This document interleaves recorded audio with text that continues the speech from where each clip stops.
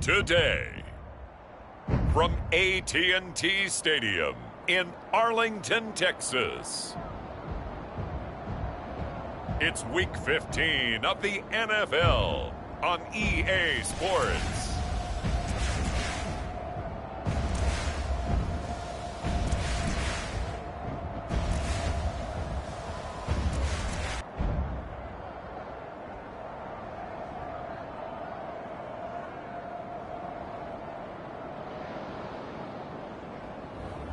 It's the Dallas Cowboys taking on the San Francisco 49ers. We are sandwiched between Fort Worth and Dallas, Texas, and Arlington at the luxurious AT&T Stadium. Today, boy, what a matchup. Two NFL franchises with so much history, so much tradition, getting set to do battle here, as it'll be the San Francisco 49ers taking on the Dallas Cowboys.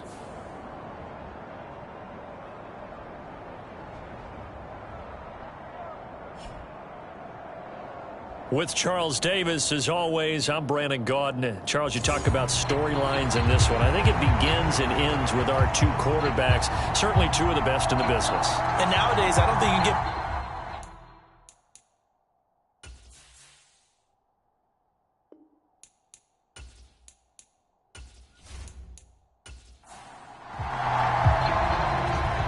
Two men ready to do battle. It's time to dance. And we are underway from AT&T Stadium. And this will be a touchback as that sails over the end line. So here's the first drive now for the 49ers. And they are led out there by their mobile quarterback. And he's certainly putting together an MVP-type season, leading the league in both passing yards and touchdown passes. There have not been too many defenses have been able to stop him or even slow him down. So he's got his sights set on another big game right here. They'll try and start this drive in the air. The first catch of the game for George Kittle. And he gets this up just shy of the 30 to the 29 before he's out of bounds. In last week's game for Kittle, there are the numbers. 7 catches, 123 yards. And he's trying to prove the adage, it's not just how you start, it's how you finish. And he is finishing awfully strong, takes great care of his body. I expect him to go ahead and put a capper on this season. So from the 36 now, 1st and 10. They're going to look to throw. It's complete to Williams. And he's tackled a yard short of the marker. Good gain of 9 on first down. Well, this defense for the Cowboys, they were very strong last week in the win over Carolina. And how'd you like to be the quarterback reviewing the game tape from last week and seeing this defense on the spot on almost every snap? If the ball was in the air, they took it away. If the ball was popped free, they picked it up. 5 takeaways in last week's game. 2 first downs have them up near midfield now on 1st and 10. On first down, right back to Hall. And he's going to get a solid gain of 9 before being brought down. 2nd and right at a yard.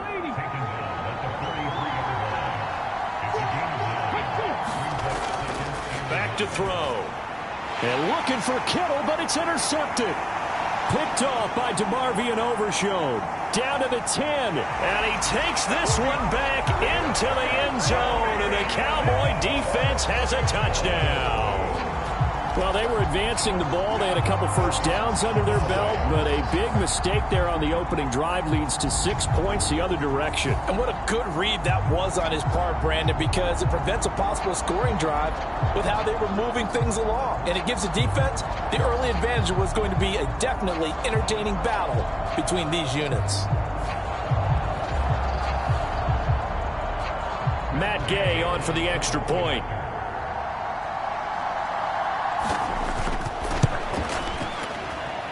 He hasn't missed an extra point all season, and he won't miss this one either, and it's 7-0. A heck of a play there defensively, getting the interception, navigating his way into the end zone for the touchdown. So they'll get another shot on offense following that pick 6, and now the kick is away. And Williams going to sit on this one. It'll be a touchback. back out there comes the 49ers offense ready for their second drive. And remember, they were just out here a moment ago through the pick six, so we'll see if they can take better care of the football this go-around. Yeah, and sometimes, partner, I think it's almost better that you just throw the pick six and you come right back out on the field. You're not over on the sidelines dwelling for it for very long. You're not hearing everyone say, oh, hey, you'll get them next time. Hey, don't worry about it. All that stuff just goes right out the window. You're right back out on the field with a chance to atone. Well, this offense, Charles, well, we've talked about how well they played all season. Sit line for a perfect regular season. That's in sight. Some in the media this week were pointing back to the 07 Patriots. Of course, remember, they finished the regular season unbeaten, but they were tested multiple times in that final month plus. Yeah, but something like 4 of their last 6 wins were one-possession games, and they played like a team that was trying to protect something instead of chasing something. And that's what happens when you have an undefeated record. So it behooves you as a team, get a couple blowouts in there so you get a chance to relax and breathe. But that's much easier said than done. So 5 yards here, 5 on the play, and that'll make it second down. Back to throw here. Man open, that's Deebo Samuel. And he'll be taken down, but not before he gets into enemy territory. On 1st and 10, it's Hall.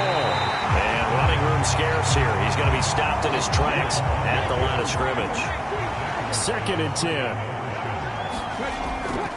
The play-action fake. They'll look to throw. Winds up and lets it go for Samuel. And this is caught inside the 5. So they hit pay dirt, but don't count it yet. There's laundry on the field. We'll see what the penalty flag is about. Pass interference.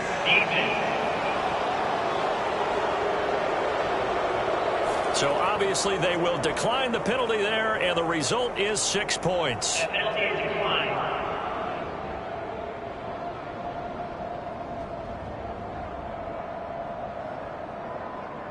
Well, they went play action there and set it up nicely for him. I mean, he can flat fly, and they hit him downfield. And it doesn't take much to create that extra bit of space that a guy of his speed needs. If you go play action, all you want is just a moment where the guys covering take their attention somewhere else, and then he's by them. And once he's by them, there's no catching him. As they always like to say, if a receiver's even to a defensive back, that means he's leaving. Unless that DB is Charles Davis, right? In that case, he left me a long time ago. Come on now. Trust me. So here are the Cowboys now ready to go on offense for the first time. And they'll be let out by their left-handed quarterback. Well, he did go 2-2 in the last ball game. Well, actually, he went 2-2-1, with the 1 being the victory. Yeah. That's the bottom line there. But wasn't it funny at practice? He threw one when we were watching, threw an interception, and the defense got on him a little bit, good-naturedly. But they're letting him know, you got to cut down those interceptions. We can't bail you out all the time. Yeah, 2 touchdowns, 2 picks. But as you said, they got the win in that effort last week.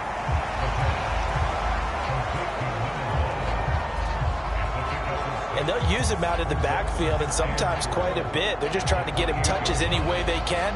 4 catches a week ago. There's another one right there.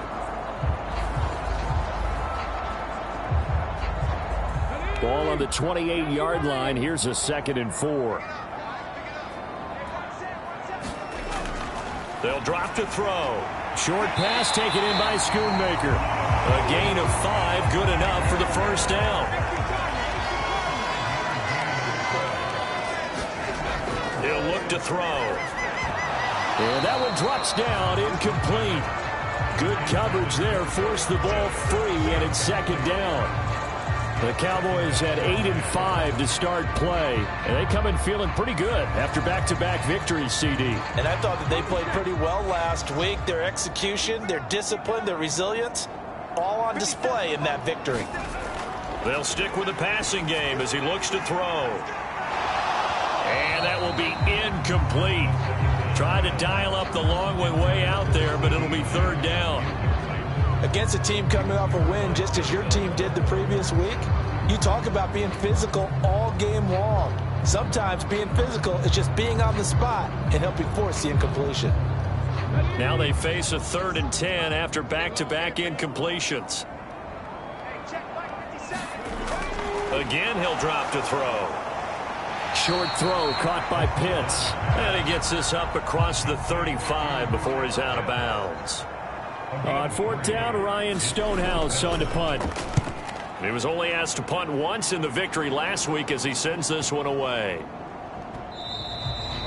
And he didn't quite have the backspin on that one. It hits at the 4 and continues into the end zone. It's a touchback. Back onto the field comes this offense led by George Kittle. You look at the numbers for him, and 1,000 yards obviously well within his sights barring injury. He will get there. The question, will he get there in this game?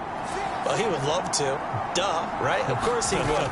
But, you know, watching him play this year, we often talk about defenses, allocating extra resources to try and stop a guy of his ilk, right? But you know what else kicks in? His pride to say, okay, I don't care how many you throw in my direction, I'm still going to find a way to get open. I will use different moves. I will move against formation. I will come underneath routes and try and run through some people and kind of get natural picks in order to work his way open. He wants to get that 1,000, and he doesn't want any less passes to come to his direction. Looking to throw. Oh, he tries to force it in, and it's intercepted. Picked off by Trayvon Diggs. So the interception there, and Charles, I'd imagine that's something you can maybe live with in December, but not come January. And I love how you make the distinction there. You're talking about regular season versus the postseason, the playoffs. Because these guys, they've already clinched a playoff spot, but they know, looking ahead, when they get into the postseason, they've got to take better care of the football because turnovers in that situation, they really become magnified.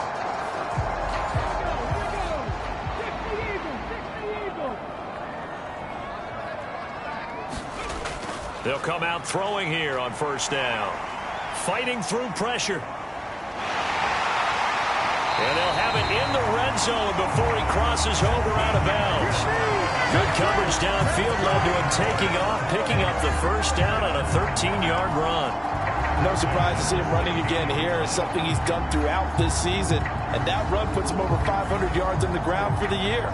He's got to be thinking to himself, if I'm already at 500, what's to stop me from going for 1,000?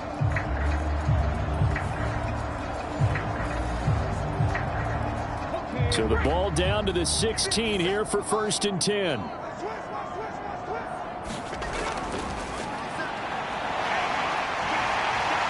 And all the way down inside the 5 to the 4. They'll get 13 yards for the second play in a row. That's pretty much meat and potatoes right there, wasn't it? Just go right at them and let your big horse charge up the middle. Not too fancy there, was it? Nothing fancy at all, challenging that defense. And on that go-around, the offense won the challenge.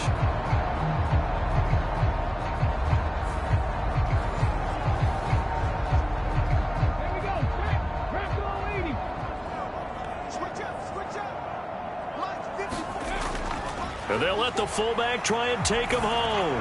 And he'll get in. Touchdown, Cowboys. A great effort there. His first touchdown on the year. And the Cowboys have taken the lead.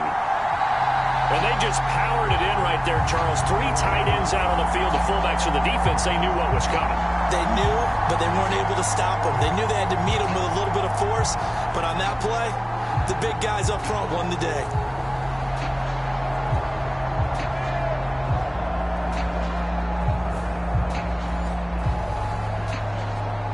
Gay is on for the point after.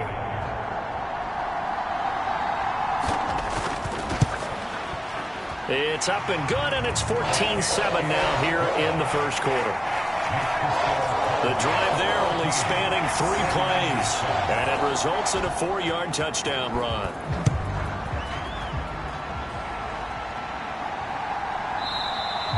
And Williams going to sit on this one. It'll be a touchback. Breece Hall helped leading out this offense for another series. Last week, a strong showing, up over 100, also 2 trips to the end zone. It's the kind of week that if you said, listen, I'll let you have this type of a game each and every week, you'd sign up for it. You wouldn't try and get too greedy. But let's face it, good runners always want to be a little bit more greedy at the end, try and squeeze out every last yard. He's going to try and duplicate that and exceed it in this game. 2 yards the loss, 2nd and 12. The running lanes have definitely not been there for him here in the first half, and I don't think it's all been his fault. His offensive line hasn't given him much space. A loss results there. First play of the drive goes the wrong way. Here's 2nd and 12. Now a shotgun snap as they'll look to throw. A throw left sideline falls incomplete. An incomplete pass on that last play, and that means they'll need to come up with something here on 3rd down. They'll look to throw here. He gets it underneath to Hall. And he's going to be stopped here a few yards short of the first as the tackle is made at the 33. They'll get 10 there, but it leaves them just short for 4th down. On 3rd down, you'll give them that. You just want to make sure that you play the first down line. They were able to get him down and force the punt.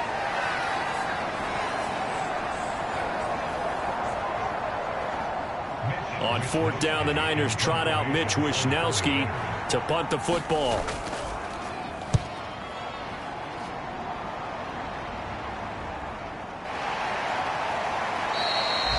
It'll be a 39-yard punt, no return, and the Cowboys will take over the football with a 1st and 10. Dallas offense set for this next drive.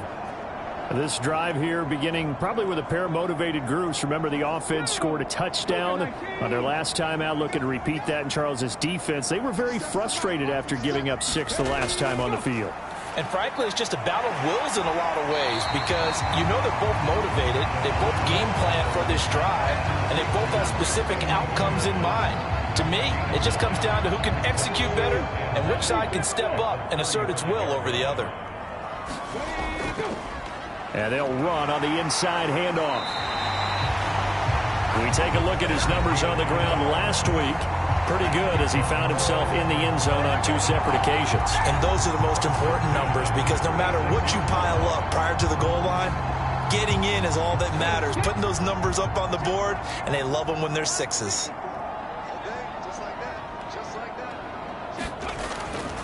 Right back to him on 1st down. Knifes his way forward here, but just 3 yards on the play. 2nd down.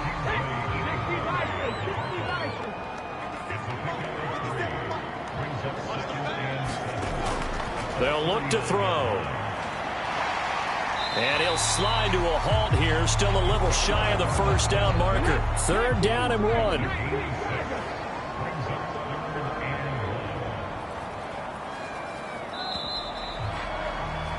Through 1 quarter, 14-7 our score. Start of the 2nd quarter, and it's the Cowboys in possession. A yard all they need, but it's 3rd down. From the gun, he'll hand this off. He will have the 1st down as he's brought down up near midfield. 4 yards on the pickup, good enough to extend the drive. I don't know about you, but that almost felt like old-time football there. 3rd and 2 is not necessarily just a running down anymore. A lot of times they want to throw the ball. They went back to the roots and powered forward and got the 1st down.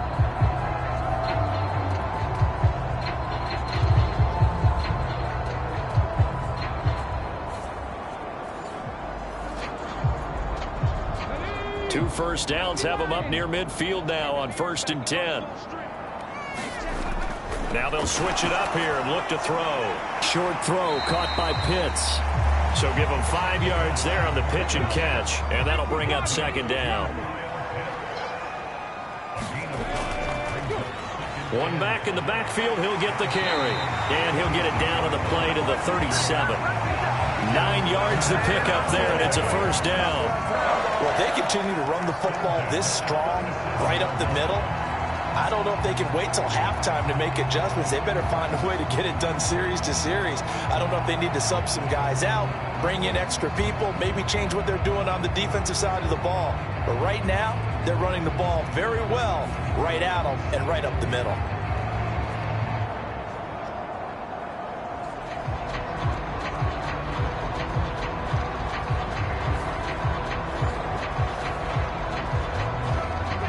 Line of scrimmage, the 37 on 1st and 10. They'll set up to throw. And he slides and covers up at the end as he's going to be able to pick up decent yardage. Just need a yard here. 2nd and 1. Now back to throw. He throws it on the move but can't connect as that falls incomplete. No receivers open downfield, so instead of forcing the ball to the sideline, he's going to throw this one down to Fort Worth. He'd rather have the incompletion than the turnover.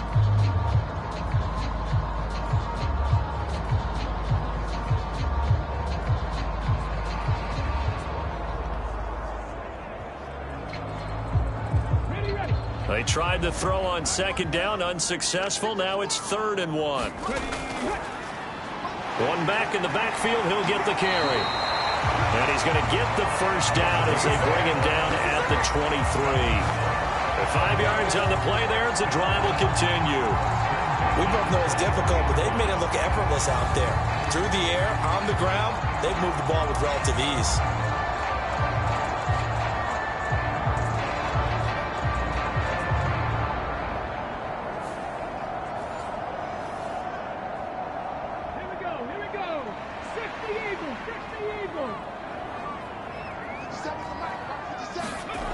Back to throw now on 1st down. And it's incomplete. Took a shot, couldn't connect. Here's 2nd and 10.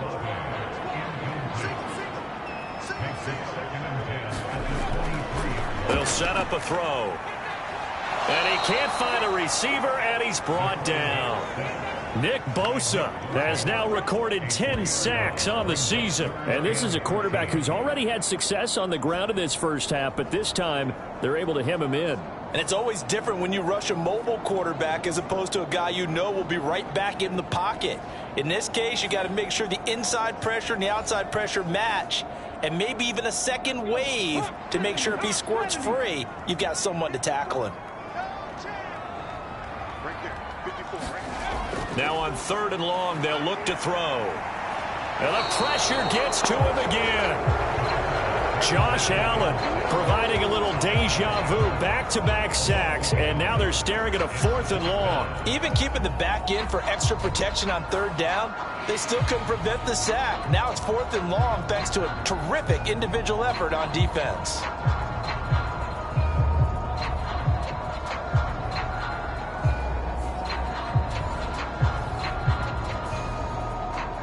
Matt Gay now gets ready for the field goal try. This a 43-yard attempt. Gay's kick is good, and they will move up by 10 now, 17-7.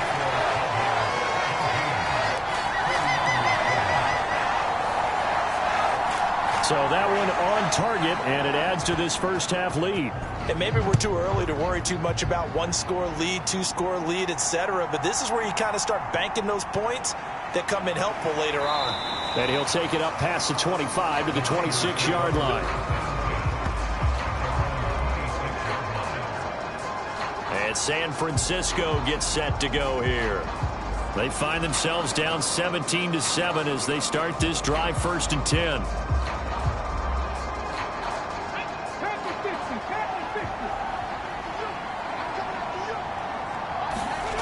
They'll come out throwing here to start the drive. They'll find Ayuk open right side.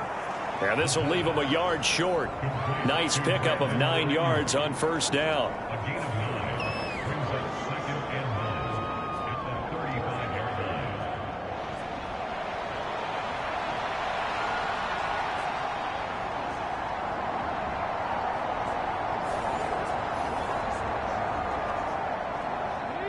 From the 35, here's 2nd down and 1.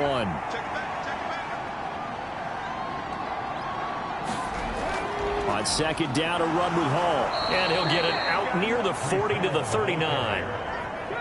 So from the 39 now, they'll come up on a 1st and 10. He'll drop to throw. He'll find Williams on the slant. And he's tackled a yard short of the marker. Good gain of 9 on 1st down.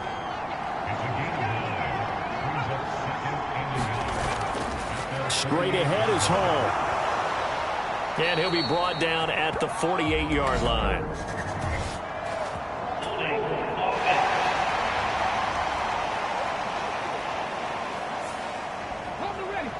So that time they got the left guard with a hold.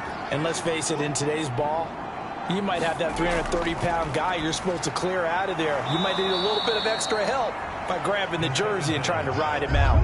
And on third down, the Cowboys bring in an extra defensive back.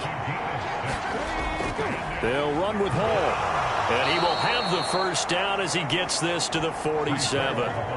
Give him 6 yards, and they do convert on third. I think they like this drive a little bit better there, partner. Running game helping out, picking up some of the slack. Because remember the last drive, they went 3 and out.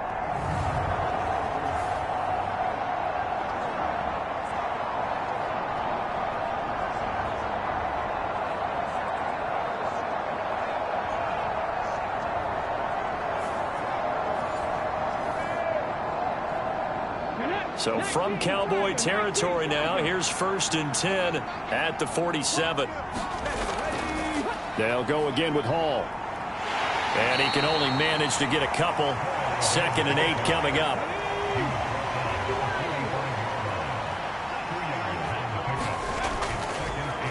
A shotgun handoff to Mitchell. And able to push forward for right around 3 yards down to the 42. And on 3rd and 5, this will be the 8th play of the drive. They'll look to throw. And that will be incomplete. So now they're going to send out the field goal unit to, as they say, fire away from long distance. This will be spotted just shy of midfield, a 59-yard attempt. And this one is right through. And they're back within a touchdown at 17-10.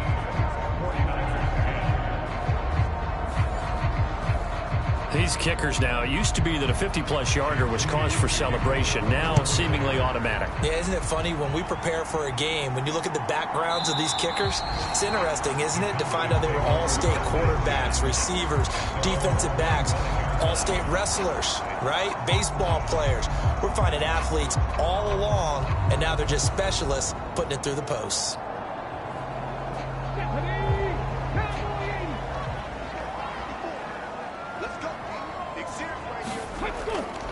They'll start this drive out on the ground. And he's going to be dropped following a pickup of 7 past the 30 to the 32. They'll operate from the 32-yard line here, 2nd and 3. And they'll give him another shot here on the ground. And able to get this one across the 45 before he's brought down. 58 yards rushing now on 8 carries for him so far. I'm not sure how much more evidence they need, partner, than to understand that if they don't start to slow him down, it's going to be a long afternoon here at the stadium because he is just shredding them at this point. And let's face it, coming into the game, they knew he would be the focal point of their attack. This is going to take an 11-man unit on the defensive side to start making plays. On 1st down, they'll go to the ground attack. And he'll be out of bounds just shy of the 40. 11 more yards that go around, a 1st down as well. After the toss, well executed there to find the space and then eventually get out of bounds after a good gain. And for the toss play to be that successful, you've got to control the edge. And oftentimes, if you've got a tight end who can do that, that allows that toss play to get called often during a game. So from inside Niner territory now, this is 1st and 10 at the 41. And he'll do a nice job here just to fight his way back to the line of scrimmage.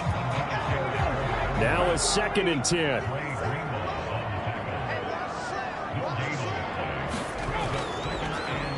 Running to the right, this is Vaughn. And this one's going to go the wrong way, losing yardage back at the 42. It'll go as a loss of a yard, so now they deal with 3rd and 11. Sometimes you just sit back and marvel at what he can do defensively. Speed, strength, quickness, he's the whole package. And that package just wrapped up the runner for a loss.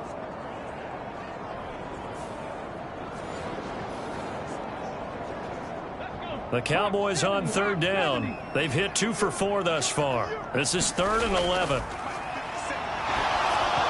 And he takes a shot on the release as this will be incomplete. I think he had to unload that one before he wanted to. He was right up in his grill. I think he was a dentist there without a license, don't you? Just not enough time for the play to develop. Just lucky it wasn't a fumble, really. Here's Ryan Stonehouse now as he'll punt it away for the second time.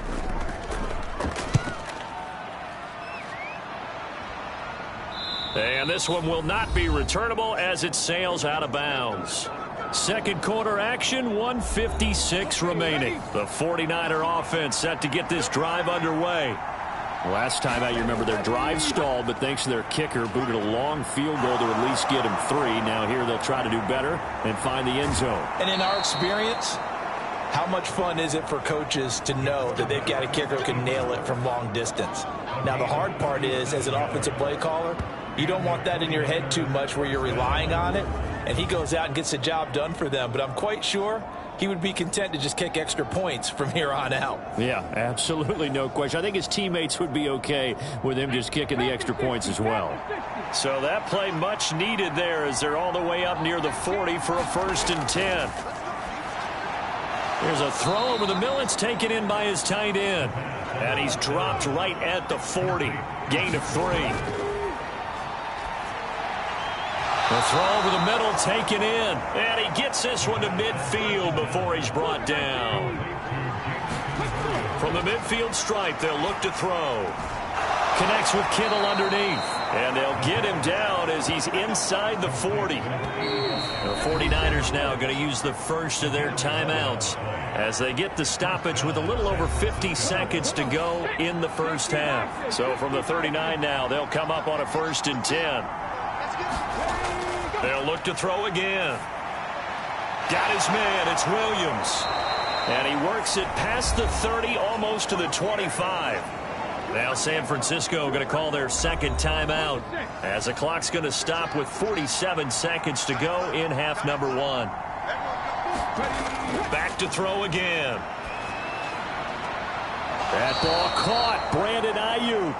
And he will reach the 8-yard line before going out.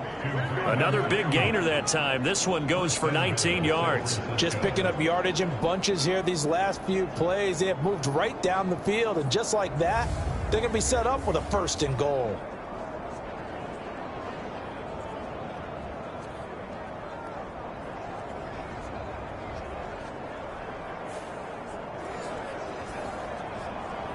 And I believe they buzzed down. They're going to take another look at this play with all reviews coming from the replay official here in the final 2 minutes of the half. Did he keep those feet in bounds? That's the question they've got to decide. And I got to say, watching it in real time, it was awfully close. Yeah, it certainly looked like a heck of a catch because he didn't appear to bobble it, which could complicate things. But even with the benefit of replay, that's pretty tight. Well, here's the call. A chance now to get even before the break as they come up 1st and goal.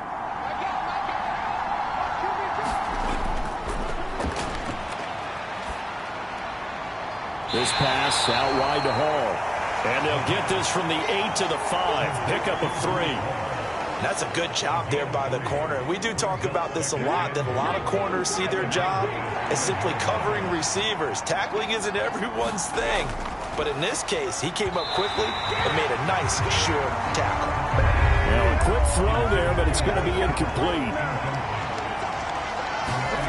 They'll look to throw on 3rd and goal. That's caught by Deebo Samuel. Touchdown, San Francisco. A great play there as the first half is winding down. And the 49ers go nearly the length of the field and finish it off with 6 points. I don't think it's any state secret to know what they were saying before the start of this drive. Let's go and punch one in the end zone and go into the halftime feeling a heck of a lot better about ourselves. Let's go get this done. Yeah, tie things up, and then you got a brand new ball game. Extra point try now for Moody.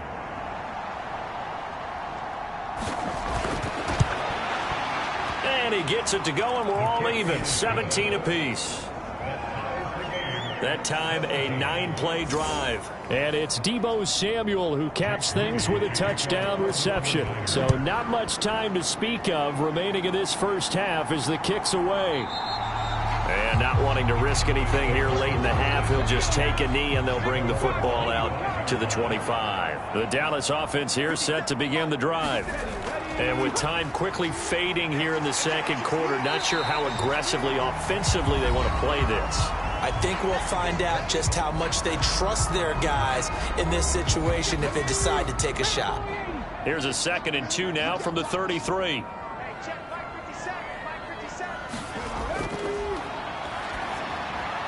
He has it complete to Christian Watson. And able to get this one across the 45 before he's brought down. And with just 4 seconds left in this first half, a timeout call. They'll throw now on the final play.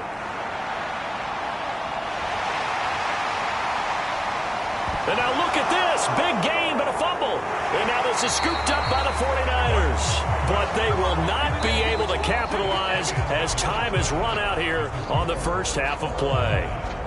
So thanks to the late touchdown, it's a time ball game here heading to break. As we send you on over to Orlando for Jonathan Coachman at our EA Sports Halftime Report. Take it away, Coach. Okay, Brandon, time for a sprint to the finish, as it's time to get you caught up with what's happening around the NFL here in a pivotal Week 15. We get things started up at FedEx Field. Atlanta making the trek north to take on Washington. And it's the visiting side who have the lead in that one. Jahan Dotson, a touchdown reception. From there, we head on over to Wisconsin to check on the Packers at home at Lambeau Field. And you can see, currently they trail in that ball game. Joe Burrow with 3 touchdown passes. Lastly, we head to the Gulf Coast and check on the Bucs at home in Tampa. As you can see, the score there in the second quarter. Amari Cooper, a touchdown reception.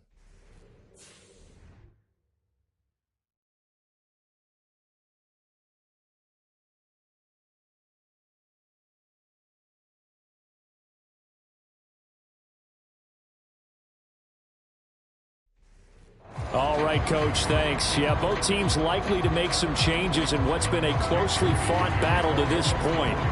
And ready to get the party started for the second half. It was an even first half, all tied on the scoreboard. And out a little across the 25 to the 27.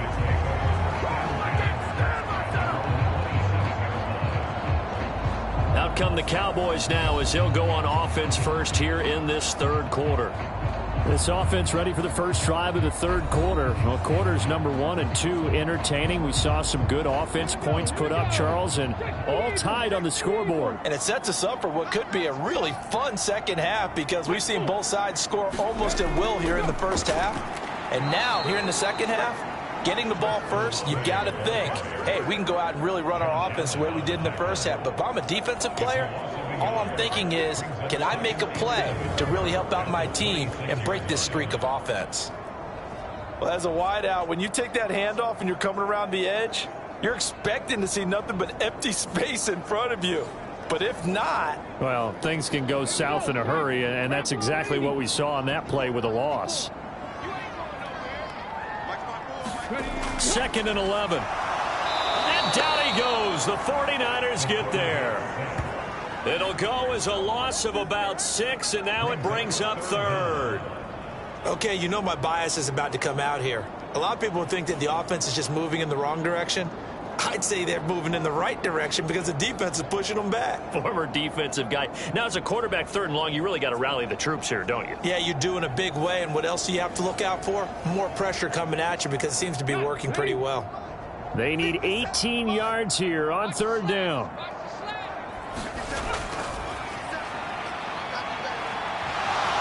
Nowhere to go here. He lost the football. And now this is scooped up by the 49ers. And he will bring it back to the 4-yard line. Well, that's a down and distance coaches always talk about trying to avoid, isn't it? I mean, that's 3rd and long. And you just know they're pinning their ears back and coming after him. Sometimes even with extra pressure. And he knew that. I mean, he knew they were coming. He just fumbled it. Yeah, he knew it. The offensive line knew it. Everyone did. Yet the pressure was still there, and he ended up coughing it up.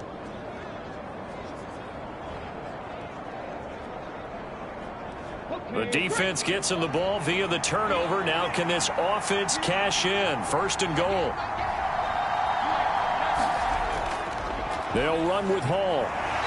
And he's maybe going to get this back to the 4, but that's about all. 2 of their 3 red zone trips so far, they've come up empty on. They'll look to reverse that trend on 2nd and goal. Ball again. And he'll take this into the end zone for a San Francisco touchdown. Breece Hall. That's his 19th rushing touchdown on the year. And the 49ers are able to capitalize on the forced fumble by turning it into 6 points. So this game tied at the half, but we are tied no more. A touchdown there on the opening sequence of this 3rd quarter. And what a great drive put together by their offensive coordinator. He had a plan, and they executed it almost to perfection, coming right out of the locker room. Now they're feeling good about their chances here in the 2nd half.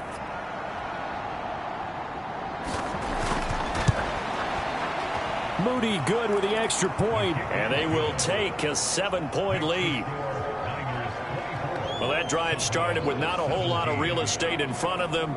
In plus territory, excellent field position. 2 plays later, pay dirt. So after the made field goal by Moody, he's back out to kick this one away.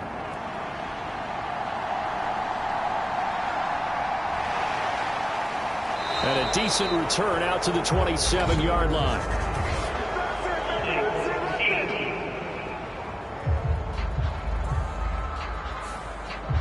They were trying to create some space to run. They created the penalty. And you work on it so much. You work on it so hard. But it's tough to simulate game speed in practice. And that often runs you into a penalty. Short throw caught by Pitts. Just a gain of a couple there. And that's going to bring up 2nd down.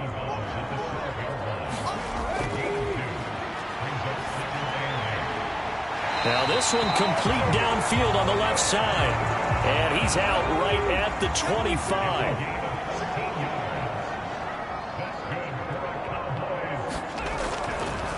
On 1st down, they'll go to the ground attack. And he'll manage to break a tackle and get this forward for a couple. It'll be 2nd down.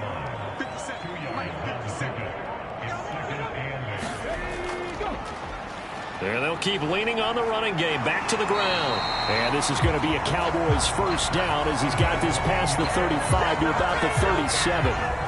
For a lot of guys playing this game, there's no better feeling than running right through a tackle. He's able to lower his center of gravity and churn his legs for a really nice pickup.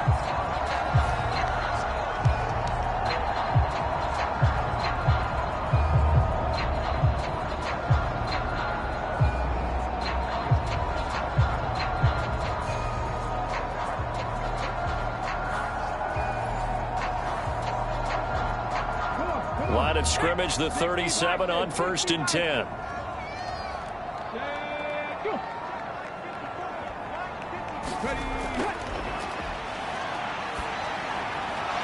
Olave over the middle. And he'll be taken down, but not before he works it past the 50. 14 yards that time for number 14. So from inside Niner territory now, this is 1st and 10 at the 49-yard line. Out of the gun, they'll look to throw. And this is incomplete. So now 2nd and 10 after the incompletion on 1st down.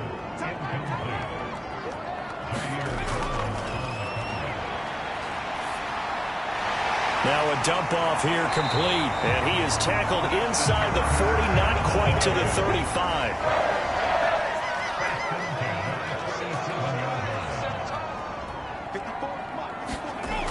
On 1st down, he'll drop to throw. A quick throw knocked away and incomplete.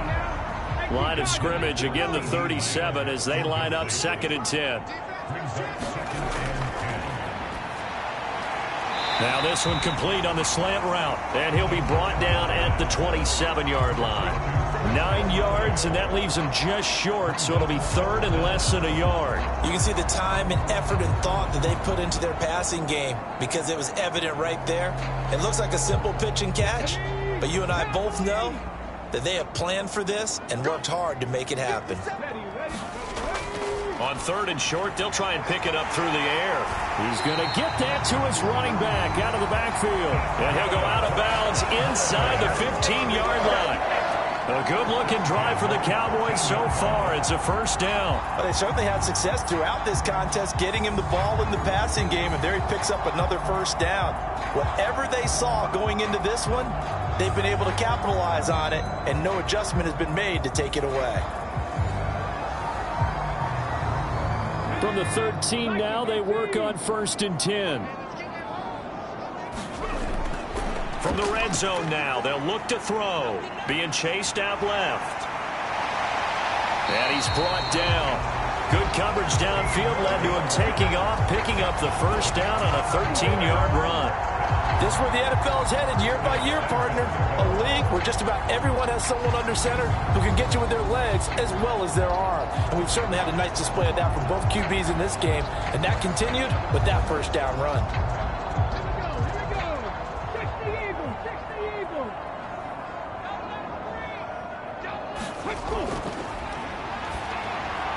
Now a battle for the football. It's caught. It's a touchdown. CeeDee Lamb with touchdown number 7 on the year. And the Cowboys are within an extra point of tying up this ball game. A lot of people might call this backyard football. Sometimes just understanding who you've got out wide and who you're going to throw it to. Give him an opportunity to go up and make a play, even when contested. Looks like that one worked out pretty well. The trust factor, in effect. Here's Gay now to add the extra point.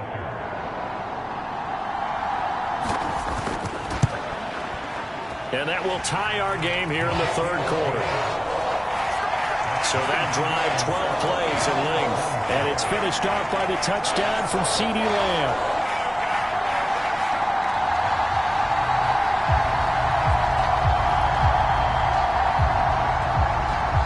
Nothing separating these two sides. 24 all our score as he sends this one away.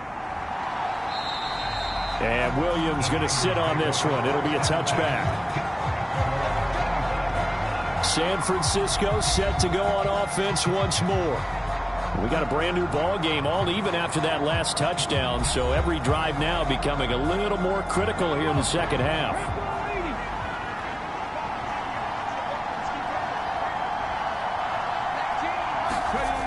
Now on first down, he'll drop to throw it. That's going to be caught by Samuel. And they get him down, but not before he takes it across the 40-yard line. It'll go as a first down for San Francisco on a pickup of 16. I'll tell you what, a lot of those mid-range throws have been available because sometimes teams get too concerned about the deep ball and they leave too much space in front of them. And these guys have been taking advantage so far. One play has him up past the 40 already, and another 1st and 10. Off the play fake, he'll look to throw.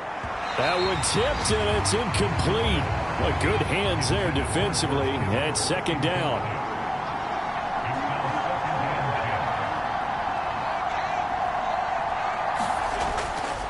They're going to look to throw.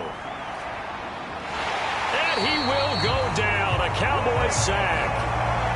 Micah Parsons, a milestone sack for him as it moves him past Hall of Famer Lawrence Taylor, who finished his career with 132.5. If you want a lesson on how to defeat an offensive tackle, that was pretty textbook. Is that a clip and save? Yes. That's what's going to go around the league, and people are going to watch that and say, my goodness, that's how you do it? And I feel awful for the offensive tackle because we always talk about the athleticism of that guy who just beat him. Well, you have to be athletic to try and block that guy. Just in this case, the defense won. And he goes down, but not before getting this inside the 25. Able to convert on 3rd and 14. A terrific play call. Well, this game has certainly had no shortage of offense. Both teams have been revved up from the start. And here's yet another big play. Boy, both defenses have just got to be dragging out there because they've been run ragged throughout.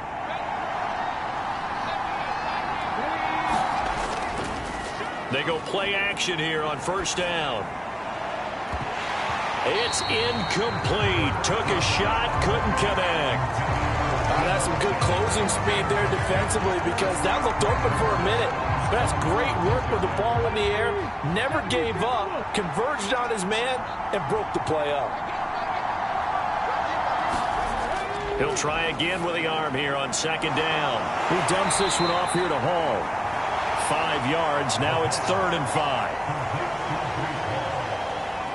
Looked like a pretty good, safe play right there. No, he's had trouble with the interceptions in this game there.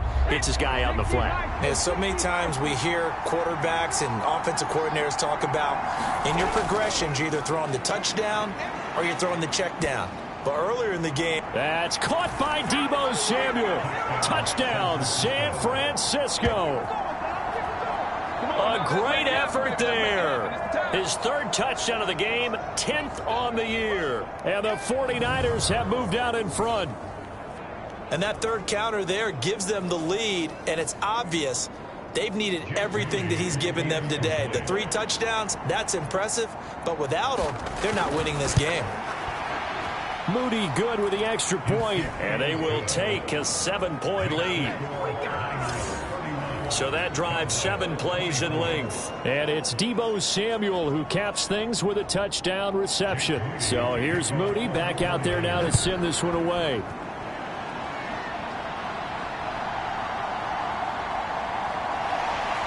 And he brings us out past the 20 to the 24.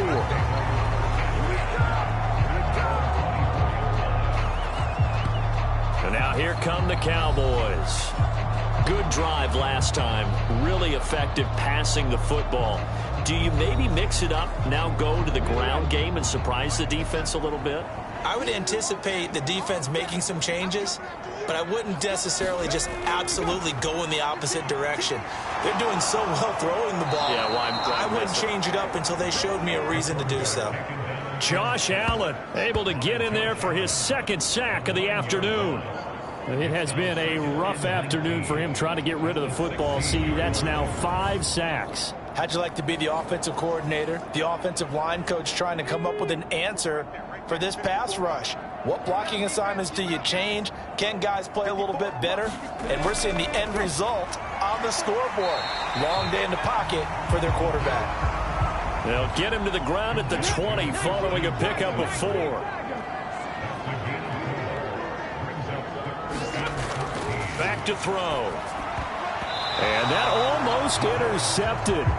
Oh, they would have loved to have their first pick of the game right there, but at least it does get them to 4th down. Averaging over 50 yards a punt so far as this one's away. Good coverage there. An even 50-yard punt leads to a return of 5. And the Niners will go on offense. 1st and 10. Deebo Samuel and the 49ers back in possession here. This defense, they wouldn't mind not seeing him again for a while. 3 trips to the end zone. How about that? I think right now they would happily go to their general manager and say, is there any way you could get a trade for him, bring him over to our team so we don't have to cover him anymore? Because he is really having a heck of a ball game, isn't he? Boy, he is. I don't know that mid-game trade is going to happen, but good thought. Just about every quarterback is trained to really look downfield first before you come back and make a nice, safe throw. And in this case, that's exactly what he did. Found his running back, let him create some space, and it turned out to be a nice play for the offense. Ball on the 39. Here's 2nd and 3. Hall ought to give up the middle. And he's going to be stopped up quickly here. Just a yard up to the 39. Just not a whole lot of room to operate there on that carry. No, not at all. They did a really nice job staying in their proper places and not allowing any lanes to open up. Connects with Kittle underneath. He's going to be a yard short. Needed 2, but only got 1. 4th down. Excellent job there defensively. Gave up the underneath to the tight end on 3rd down, and they made sure that they did their job. Got him on the ground and prevented him picking up a 1st down.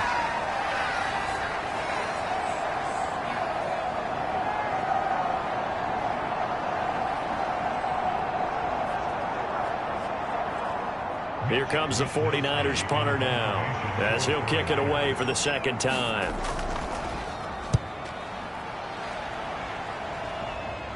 And that one came close to hitting the big scoreboard up there as the fair catch is made inside the 20-yard line. It'll wind up just a 35-yard punt, no return. And out will come the offense as they take over. The time to get another look at this Cowboys offense. And our game's hit a little bit of a lull here, a little bit of a snag. Punts on back-to-back drives. And old school coaches don't necessarily mind that. Didn't turn it over, right? Didn't create a big play for the other team. Right now what you're looking for is can you gain an advantage in field position? And that's what both teams are seeking right now. Yeah, they'll be seeking to gain that advantage here on this drive. They'll look to throw here on first down. That's Olave bringing in another one. And he'll be brought down at what's going to turn out to be the final play of this third quarter. We're off to the fourth quarter here in Week 15. Happy holidays to all. We'll return with more after this. You're watching the NFL on EA Sports. They'll look to throw now on first down. The pass caught by Olave. And he'll go down here at the 35-yard line. Options galore here, second and a few inches. Again, he'll drop to throw. Short throw caught by Pitts. And he is out of bounds inside the 30. The drive continues as they search for a tying touchdown. Here's 1st and 10. They'll stick with the passing game as he looks to throw. Going for Kyle Pitts again. He's got him again. And he'll be out of bounds just inside the 25-yard line. Here's 2nd and 4 from the 24.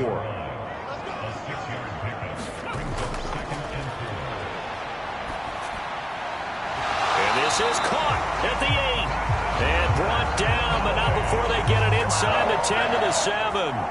That'll put him at 96 yards receiving now for the game, and he's got a first down as well. Tell you what, he's been able to put the ball in some tight spots all game long. That throw, no different. Yeah, a lot of people would call it a gutsy type of a throw. I think he looks at it as, I can do it, so it's not that big of a deal to me, and I'm going to keep firing. A looming decision to make on the conversion, down 7, but first things first, they need to score as they come up on 1st and goal. They'll drop to throw. And he just throws this one away. Smart decision here this close to the end zone, and it brings up 2nd down. On 2nd down, they'll run it here. And they'll get this from the 8 to the 5. Pickup of 3.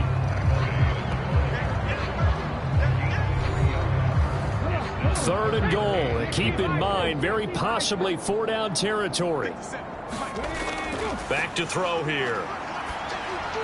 Oh, he had him. He was open, but he couldn't get it to him. It's incomplete. Well, it's been a tough go for him. These guys have been driving down the field, but defensively, once they got their backs to the goal line, turned up the pressure, that's going to lead to a 4th down. Well played. Likely the play of the game here, trailing in the final quarter and going for it on 4th and goal. As expected, they're going for it to keep the drive alive. A battle for it, and it's intercepted. Picked off by Fred Warner. And the Niners are going to get the ball back on the turnover. They hold on 4th and goal. That's now his 2nd interception in as many weeks from his linebacker position. And think about all the different techniques he has to employ in a passing situation. Is he spot dropping because it's zone? Is he picking up man-to-man? Is he having to run with a running back or a tight end? In any event, great eyes, head on a swivel, and excellent hands. Yeah, versatility and showing those hands. And he'll find a little space. He gets us up near the 10. 2nd and 5. They'll look to throw. That's Samuel, caught left side. And he's taken down, but not before reaching the 20. 7 catches for him now, and this last one, a first down.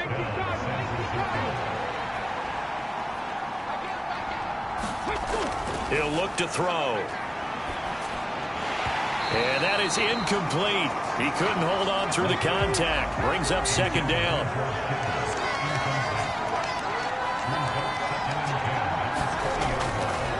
Now back to throw. Throw over the middle. He finds Williams. And they're going to get this beyond the 40 before he's taken down. 22 yards there, a first down. And these guys certainly are not hiding what their intention is. They're absolutely showing it. They're definitely not going to sit on this lead here in the 4th quarter.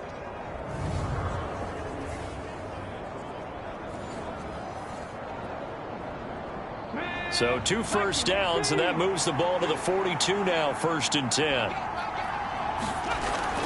Looking to throw. Flush to his right. He'll get just a yard on the scramble. It's second down.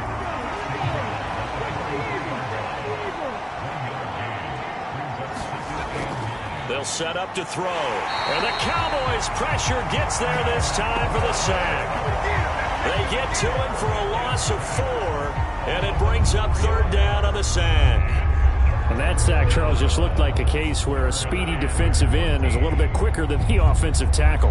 Yeah, it makes it difficult for a tackle to determine what exactly to do. Do you do the kick slide and try and get back in the pocket and meet him there?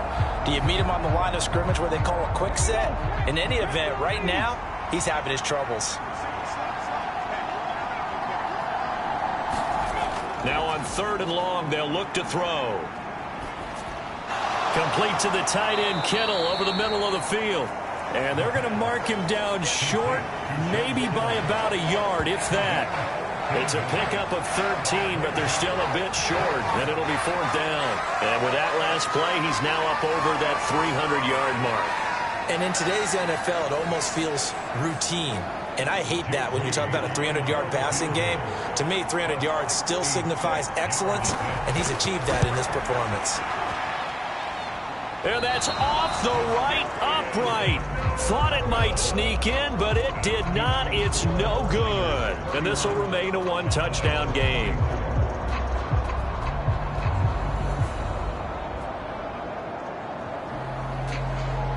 And now Dallas gets set to take the field. And still just down 1 score. We'll see how big of a role that missed field goal plays, because it, of course, could have pushed this to a 2-possession deficit for them.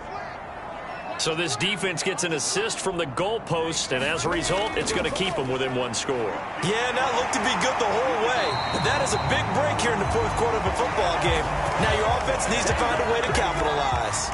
17 yards on the play there, and the Cowboys have a 1st down. I like the design that we're seeing right there. This is what they need. Down by a touchdown here in the 4th. They just need to keep working their way downfield, and when they see openings, take their shots.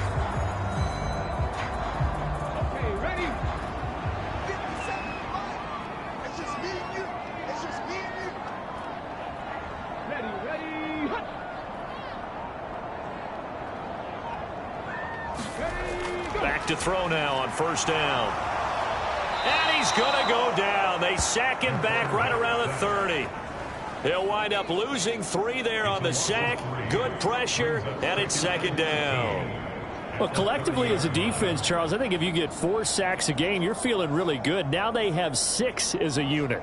And that type of a number, it's just staggering because there's so many ways to try and counteract it. But in this case, they've got no answers for this unrelenting pressure coming at their quarterback. So following the sack, they'll try to change their fortune here on 2nd and 13. Now here's a throw right side, taken in by his tight end. Only able to gain a couple there. And that'll bring up a 3rd and 11 situation. He'll look to throw. And now another turnover as this one's intercepted. Picked up by Diamador Lenore. I'm not sure, Brandon, we've seen a sloppier played game this year for a team on offense. Turn it over 4 times and expect to win? No chance whatsoever. And look, I have no idea what the ratio is about turnover 4 times and how that correlates to winning or losing, but I'll guarantee you it's not very good. Deebo Samuel trotting out with his offense to start this next drive. And I know that they've double-teamed him a couple times, but not a ton. Whatever they're doing isn't working. He's up over 100 yards. We'll see how they adjust. And when they do that, they weaken their defense in other places as well. And how many times have we done games where we've seen a guy have a big game like this? But it's usually not by himself, is it? Usually it opens it up for other people to have big games as well. And 2nd and 10, he'll look to throw again. That's caught. He finds Danny Gray. And way up past the 35 before he's taken down. A gain there of 21 yards. And that's a more than acceptable read right there because it's zone coverage, so timing is everything. This time he waits for his man to come open, puts it right on him, and they pick up a 1st down.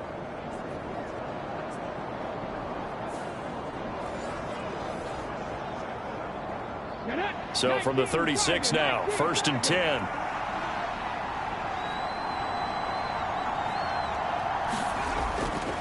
Here's a give to Hall. And nothing much materializing there on the first down run. He'll get a couple, and that's it. I'm sure that that's going to be the formula. Just keep the ball on the ground. Keep that clock moving. And when you have the lead this late in the game, above all, stay in bounds. Yes, take care of the football. Yes, gain yardage, but stay in bounds and let that clock tick. Hall again on second down.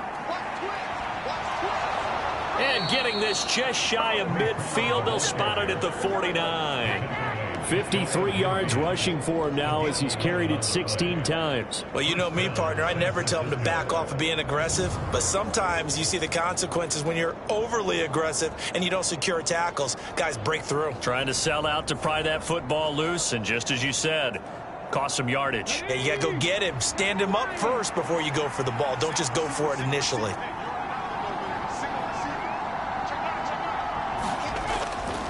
First down, here's Mitchell. And he's got this one across midfield into Cowboy territory. 2 yards on the pickup there. It'll be 2nd and 8. Now, the objective there, I mean, yes, the positive gain, that's nice, but work some clock. Yeah, you're exactly right, but the problem for them is still within a possession, so they can't just sit on it running the ball. They'll have to find a way to throw it effectively as well.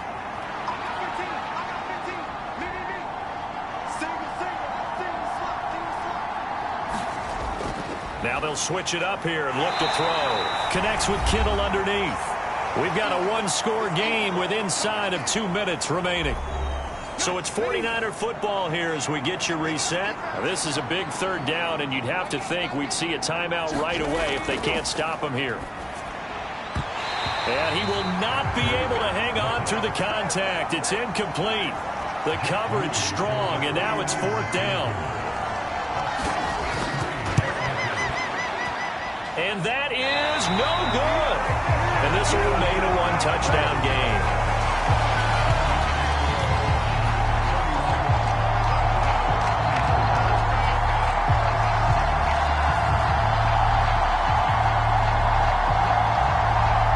So now the Cowboys down by 7. A minute 52 to play. A possible crippling loss to their playoff status in the balance, barring a late score. But things just got interesting. They try for the long field goal there to salt this one away. They don't get it, and now a little time for the other guys to mount a late drive. Well, they thought their kicker would put it through the post and finish this one off. I'm sure they discussed pooch punting it and letting their defense take over. Well, the defense now has to make it stand up, but they didn't get the best field position because the ball comes back to the line of scrimmage.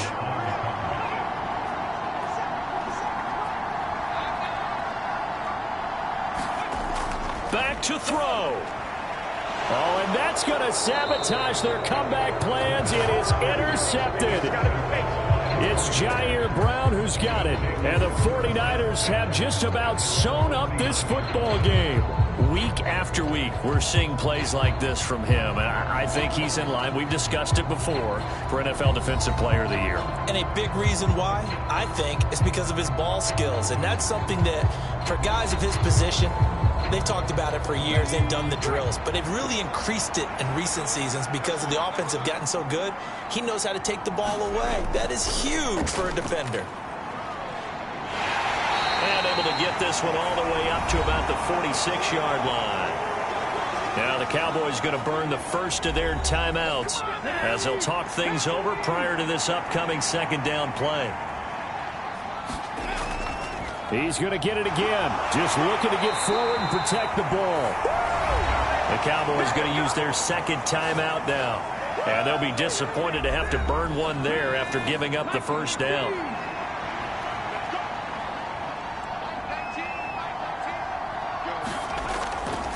On the counter, it's Hall. And if there was a lane there, it closed up quickly as he stopped for no gain. Second down. The Cowboys signal for their third and final timeout as they'll get it with just over 90 seconds to go in the ball game. Here's Hall again.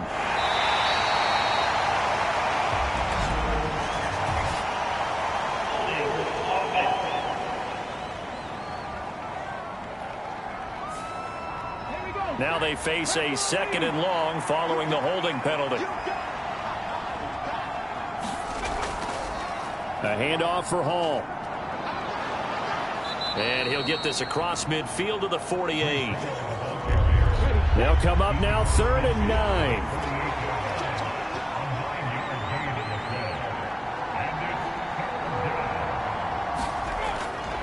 Here's Hall. And he can only manage to get this to the 45-yard line. Well short of the first. Some of the most unselfish players on any football team, defensive tackles, because we ask them to just eat up blocks and allow other people to make tackles. And when he can make a play himself, as we just saw there, that's a big day. So the field goal unit is on the field as this is a big spot right here. This to perhaps salt this one away.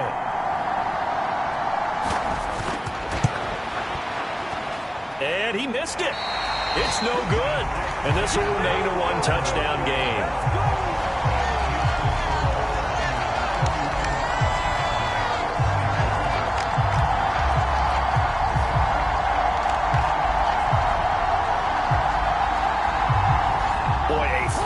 Miss of the game right there. By rights, they could be high and dry right now, but instead, this is still a ball game. And defensively here, you can't let this affect you. You've got to go out and do your job, not worry about someone else's. And he's got this down a yard or two shy of the 40 before he's out of bounds. What a game we were treated to in this one. And on that final play, they had a chance. They had the ball just beyond midfield for one final shot, but couldn't get it done, and they suffer the loss. Yeah, and you mentioned how they had a chance on that final play, and getting it to midfield gave them that opportunity, hoping they could find their way to the end zone and make that miracle happen. A really good ending to an entertaining contest, though. So for the Niners, they move ever closer to the perfect regular season as they run things to 14-0. And they will head back home next week. Meanwhile, for Dallas, they fall to 8-6 with the loss. And they'll get a chance to redeem themselves at home next week. So for our entire crew, alongside Charles Davis, I'm Brandon Gaudin. Thanks for watching, everybody. We'll see you next time.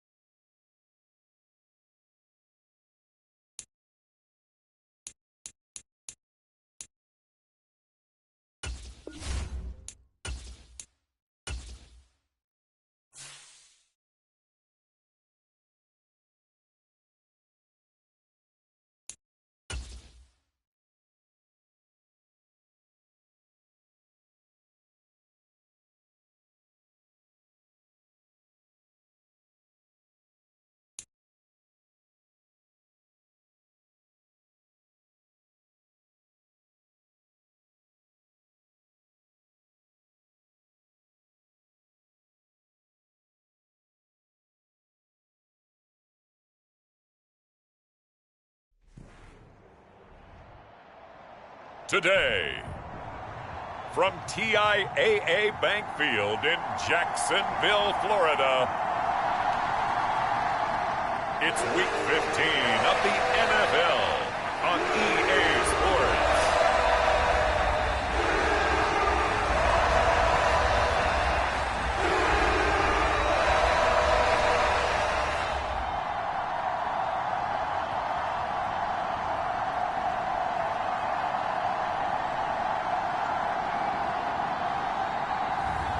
It's the Jacksonville Jaguars taking on the Miami Dolphins.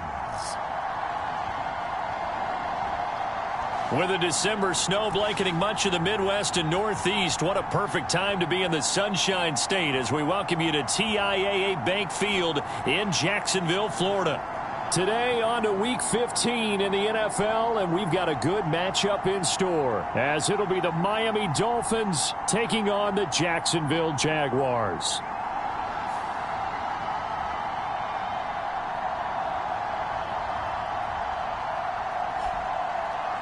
Alongside my partner Charles Davis, I'm Brandon Gaudin. Charles, you look at this Jaguar team. They were winners last time out, so they'll be looking...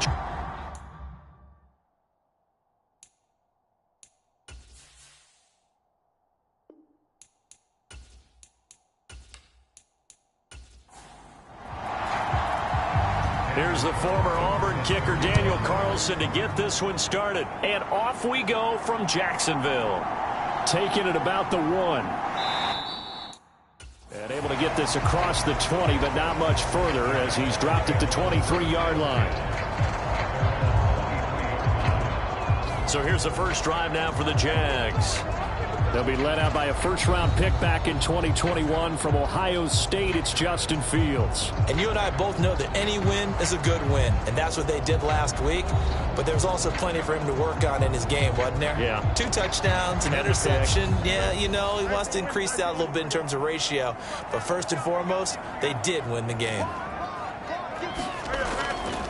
They'll start on the ground here on first down. And he'll take it forward for about 5 up to the 28-yard line.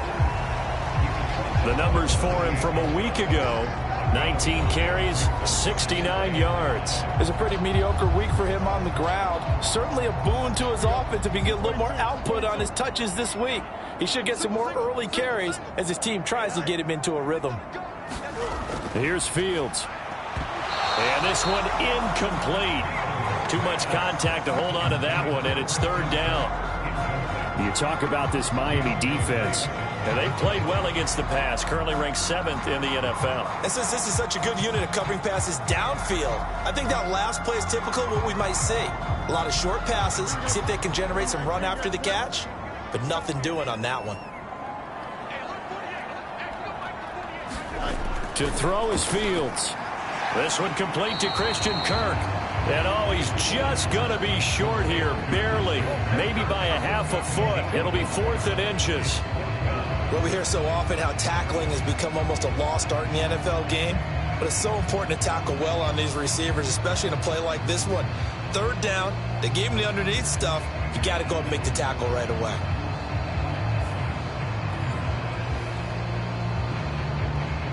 On 4th down, here's Jamie Gillen on to punt. He was called on 3 times in the win last week as his first one here's away. It'll be a net of 40 yards following a punt of 44. And it'll be Dolphin football. So now we'll get a look at the other offensive unit as they come out for their first possession. And a look here now at their 4th-year quarterback. He had the numbers of a game last week that if you win, you talk about him being a gritty guy, managing the game, getting it done. But they lost. So obviously 2 interceptions, 1 touchdown pass, that's not going to be good enough. Got to get that changed around. A bit of an opening there on the first down run as they get this forward for about 6 yards. These are his numbers from last week's contest. A boatload of carries, 79 yards. And we all know he had a big workload last week, so I'm eager to see if they decide to back him off a little bit. Personally, I hand it to him 20-plus times again. When a running back's locked in like he is, I want him to keep touching the football. And he'll get it out near the 40 to the 39. That one a first down pickup of 8. The Dolphins at 12-1 now to start play. They were losers their last time out. Trying to get back in the win column, but obviously not an easy task here in a hostile environment. Yeah, always tough to win away from home. But sometimes what you do is you use these types of games as bonding experiences and carry that into the contest. So from the 39 now, they'll come up on a 1st and 10. Walker now on 1st and 10. And they bring him to the ground just shy of midfield. A 10-yard pickup, and it's enough for a Dolphins first down. Seemed like a couple sets of eyes were on the quarterback, so he decided, hey, I'm going to hand this off. Got a good gain out of it.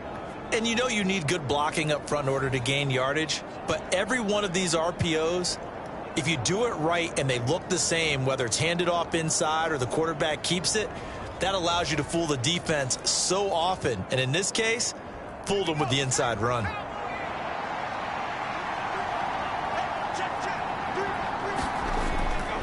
Walker with another carry. And great blocking downfield as he's got this almost to the 35-yard line. 15 more there, and they're on a roll. It's another first down. So back-to-back big runs, picking apart this defense on the opening drive. I thought this was a passing league. I thought this was the era we were in where the ball was always in the air, right? They didn't get the memo. And they didn't get the memo, and I know this to be true. Offensive linemen still, to this day, they want to run the football. They want to fire out and hit people across the line of scrimmage, and they're clearing space. So in Jacksonville territory now. Here's a 1st and 10 at the 36.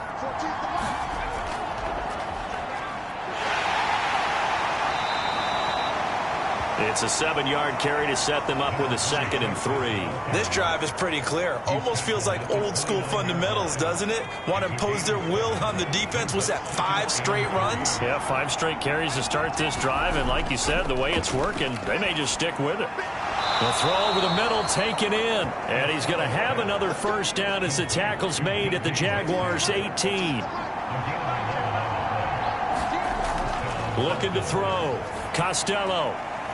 And he's got his man on the out route. And he'll be out of bounds, taking it just shy of the 10 at the 11 or the 12.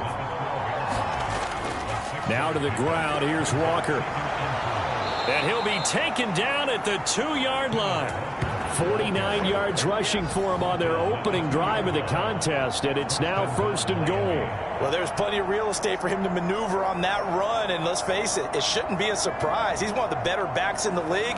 Had to come into this game with the idea, slow him down, otherwise it's going to be a long afternoon. Here we go now on 1st and goal.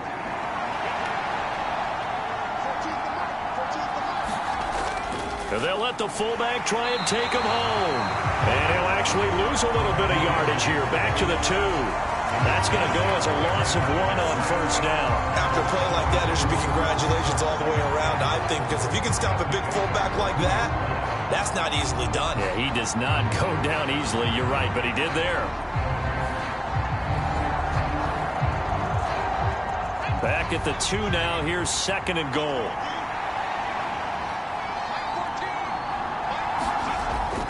Walker is not going anywhere. He'll be hit and dropped for no gain at the 2-yard line.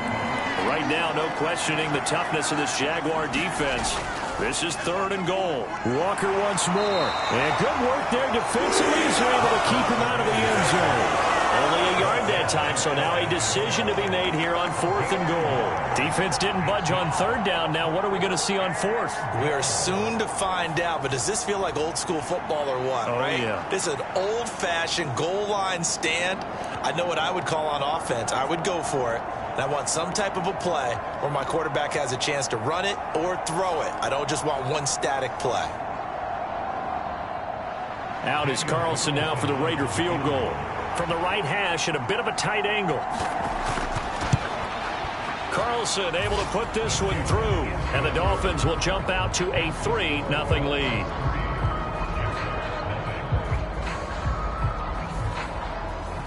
So 3 points on the board, as easy a field goal as you're going to get, but I can see you shaking your head. I love that peripheral vision of yours, partner, because to me, if it's the fourth quarter and you're up 6, I get it. But now, even if you run and don't get in, you're still setting them up to go a long field, 98, 99-yard drive. How do you look at your defense and not give them that opportunity? And the Jacksonville offense on their way out again as we take a look at the playoff race in the AFC. And there, of course, was a lot of talk about this ball game coming into play. 2 division leaders in the AFC. Could this be potential playoff preview down the line? Yeah, and I think when you're talking about the talk about this game coming into play, you're talking about me because I blew up your phone all week prior to this one. I was so excited about this game because to me, it's not out of the realm of possibility that these two teams see each other again down the road. I like this matchup. They match up very well against each other.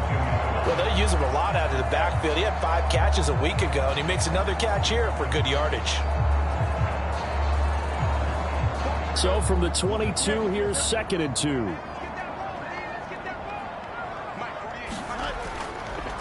Now a give, right side. Boyd. And he'll get to the 29-yard line, brought down there. 6 yards the pickup, and that's a first down. 2nd and 2 is prime time for a little bit of a gamble, isn't it? Open up the playbook, go play action, toss that bad boy deep. But in this situation, go ahead and give it to your back. Let him pick up a first down. Keep the sticks moving. Officially nothing on that last run. They'll try again, 2nd and 10. Now Fields.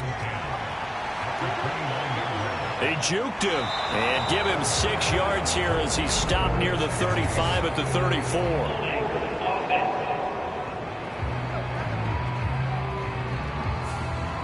Usually see those guys out wide get called for holding on running plays. Here a passing play. Yeah, sometimes when you get this quick screen, bubble screen, anything where they're having to block for their fellow receiver, usually at the point of attack, and this time he got caught. And he's going to be dropped following a pickup of 7 past the 30 to the 32. Throwing on 3rd down, Fields. Open man is Kirk, complete. And he'll be out of bounds, but able to get it up past the 45. 2nd catch for him today, and it'll wind up a first down. Well, I think when they look at their offense, they think to themselves, weapons, weapons everywhere, and they want to move the ball around. They want to spread it to different people, but you absolutely know they want to get this man involved as well, and that's what they just did on that play. A couple of first downs on the drive already, as they'll go from the 47 now on first down. Fields. Now a short pass pulled in by Washington. And he'll take this from one 47-yard line to the other. A gain of 6. Ball on the 47-yard line. Here's 2nd and 4. Back to throw. Fields. And a loose football. The Dolphins. It's normal, especially when you have his type of talent, because you feel like you're into the open field and maybe you don't feel the people who are around you or closing in.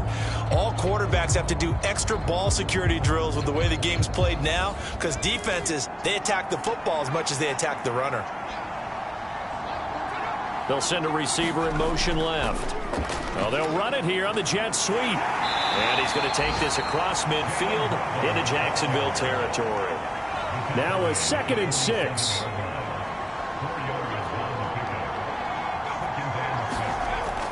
Operating from the gun.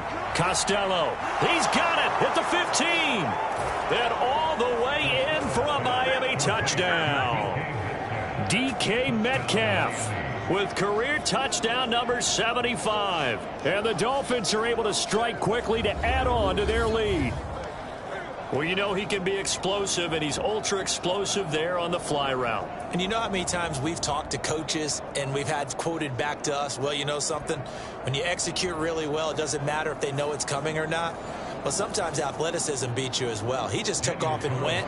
That's almost like one of your Turkey Bowl games, isn't it? Just go long, Backyard. man. I'll hit you. And it worked really well for them. Extra point by Carlson, up and good. And the lead grows to 10-0. Pretty clean and simple there. Just 2 plays. The long pass resulting in the touchdown on play number 2.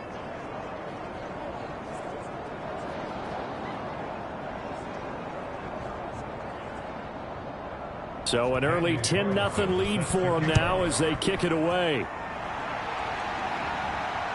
This taken in right around the goal line. Now a hit and a loose football. It's a foot race. And this is brought all the way back. A fumble recovery and taken to the house for a Miami touchdown. So they get the one-score kickoff, get a fumble, take it right back to the house. 2 quick touchdowns within a matter of about 10 seconds on the game clock. It's like a big 1-2 punch that may lead to a knockout.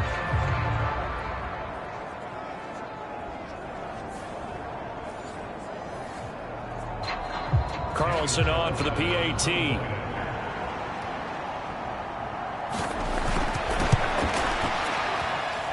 He's got it, and it's 17-0. So not only the cough up, but then the pickup on the other side, the scoop, and the score the other way, the fumble return for a touchdown.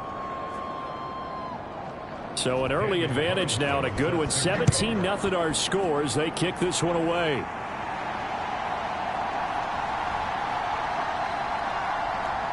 And not much happening on the return as he'll get this to about the 23. Christian Kirk and company heading back onto the field. Well, he's within shouting distance of a 1,000-yard season. Going to need a pretty good finish, though, if he wants to reach that mark. Well, I like how you phrased it, partner. He is within shouting distance. If he stays on this pace, he's got a shot at it. But he needs a big game in there, right, to make sure that he gets it. So you know that during the week, in practice, and look, he asks for the ball all the time anyway. He's really going to ask for the ball and let his quarterback know he's open. Got his man complete over the middle. That's Williams. Short completion, just 4 yards, and it's 3rd and 4 now. Here's Fields. A short one here, caught by McBride.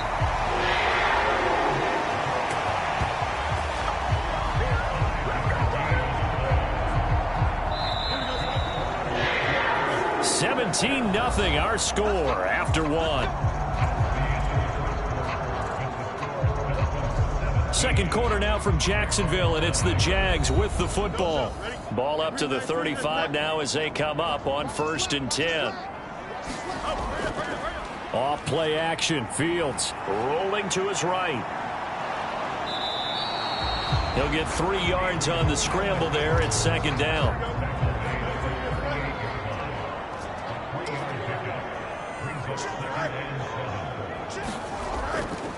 On play action, Fields. They'll roll him out right. It's just a gain of a couple there on the scramble, and now it's 3rd down. They'll need 5 on this play to move the sticks. Fields now to throw. Work in the middle of the field, and he's got a man complete. And he will have a Jaguars 1st down as he's able to get 8 yards there on 3rd and 5. I'm not sure that was necessarily a safety valve or a check down throw on 3rd down. Sometimes just try and find the open guy and get him the ball. He did exactly that and found a way to pick up a 1st down.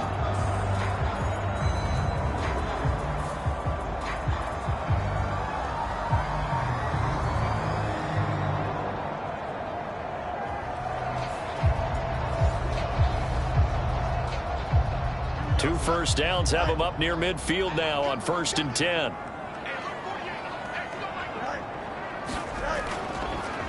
Up the middle they go. It's Boyd, and he's going to take this ahead for right around 3 yards, but no more than that. 2nd down.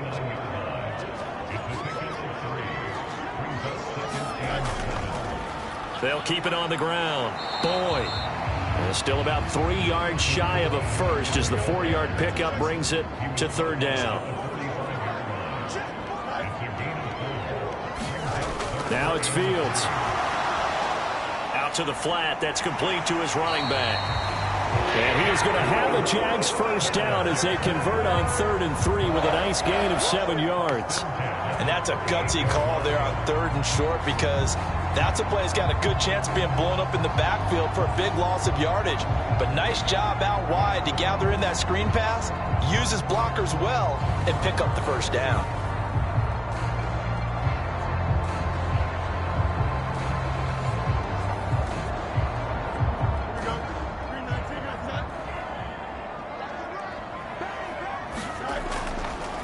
Now a handoff up the middle.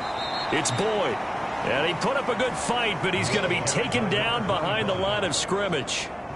This defense is really flown around in the first half. They've gotten to the ball carrier before they can really get started. Offense going to have to come up with something else in order to try and get this running game going.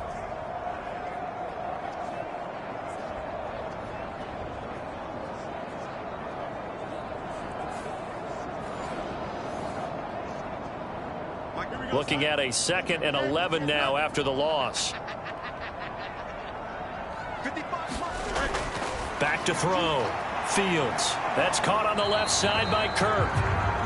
So just 3 yards on the completion there. And that's going to set up a tough 3rd and 9. Operating from the gun. Fields. And that's going to be incomplete. The coverage too good there. The contact popped the ball free, and it's 4th down. From a defensive perspective, they had exactly what you want anytime they want to throw the football. There was pressure on the quarterback. They were getting after him, and they tightened down on the receivers and forced the incompletion. So coming on now is the field goal unit. They're going to try for 3, and he'll need all the leg he's got here. This from 54 yards away. And I don't think this has the carry. It does not. It's no good. And the deficit will stay at 3 scores.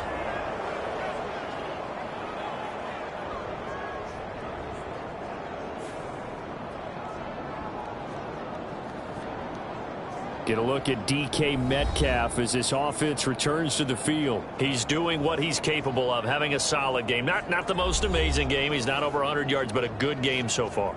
And you just know that mentally, he feels like he's one catch away from turning it into a great game and starting on that road.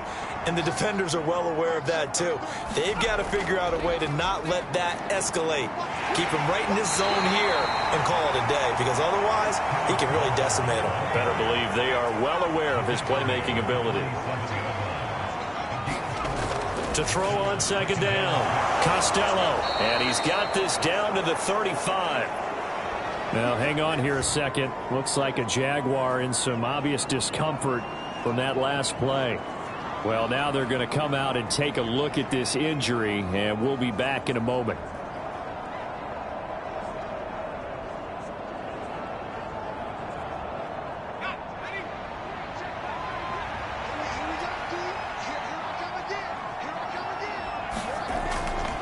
To the right side, this is Walker. Stiff-armed him.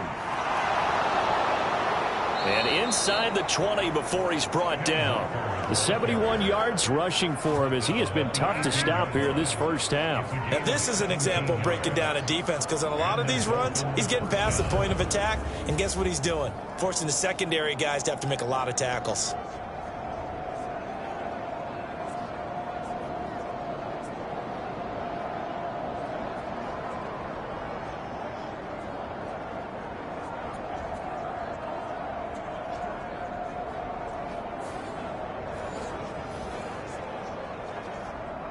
So from inside the 20, here's 1st and 10 at the 18. Looking to throw. Costello. Open man, that's the tight end flyer move. It'll be a gain of 5, and that will bring up 2nd down. Nice rhythm throw there on 1st down. He located his tight end, made it a nice easy pitch and catch. Hoping he can break a tackle or two. Wasn't able to do that there, but still good yardage. Looking to throw on 2nd down. Costello over the middle, complete. That's Walker. And the Dolphins are going to have a 1st and goal as the tackle is made at about the 5. Back to throw. Costello. Forced out, and he'll take this into the end zone for a Dolphins touchdown. A 5-yard touchdown run. And the Dolphins continue to pull away here in this first half. This is a great decision right here. Out of the pocket to his left, and he knows if he waits too long, the defense is going to be all over him. So he makes a decision to go and wins the race to the pylon.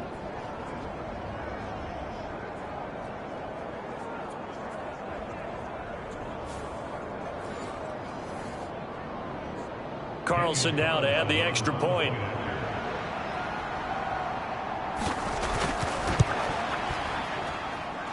And the lead is now 24. A drive that time of 6 plays.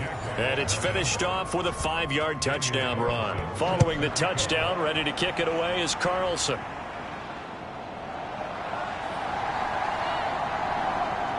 And he'll go down as this drive will start at the 25-yard line. And as this offense makes their way back out, it's AFC playoff race time as we give you a look. Well, CD, you kind of feel like they're in a bit of a danger zone right here because now you're down 3 scores, and I know we're in the first half, but the way this offense hasn't been able to generate anything, you feel like they probably need to get something going on this drive, right?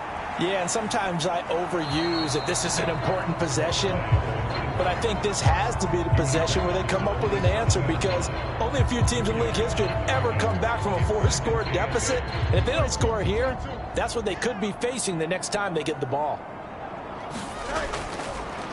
On second down, it's Boyd, and he'll get a couple up to the 29. This offense so far on third down, they've converted 4 times out of 6. Not bad. This will be 3rd and 6. And this is going to be incomplete. On is Jamie Gillen to punt this one away.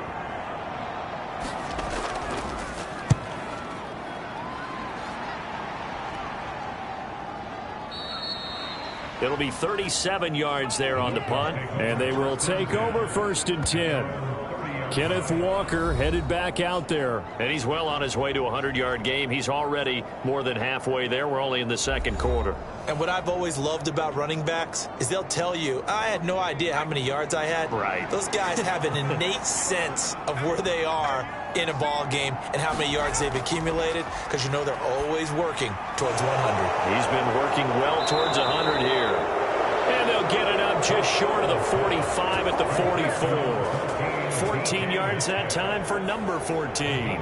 So many times in my career I've heard coaches talk about completions are one thing, but as long as we're there at the catch and we get guys on the ground, we can live with that. But if you're going to give up 10, 12, 15 yards after the catch, then your defense is going to be in a lot of trouble.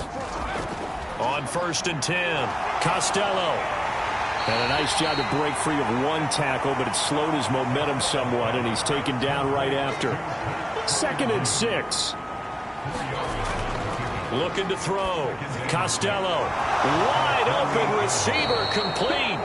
And he's going to have another 1st down as the tackle's made at the Jaguars' 26. A good pickup there, 26 yards. Good strong throw and catch right there. And so far in this game, the alleys have been open for them to get completions, and they're taking advantage of it.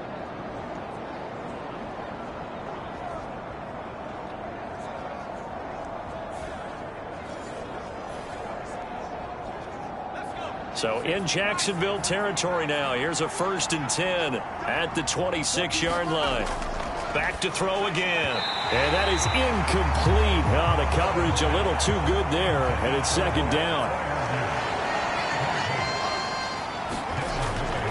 They'll look to throw again. That's complete to his tight end, Freiermuth. 9 yards, not quite enough, and they'll be left now with 3rd and 1. So they just need 1 yard here to pick up the 1st down. On 3rd down, here's Walker. Oh, good move. And he will have the 1st down inside the 10 to the 9-yard line.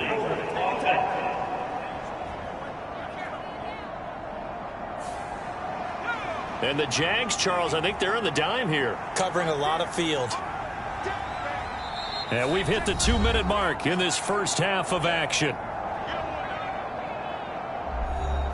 3rd and 5.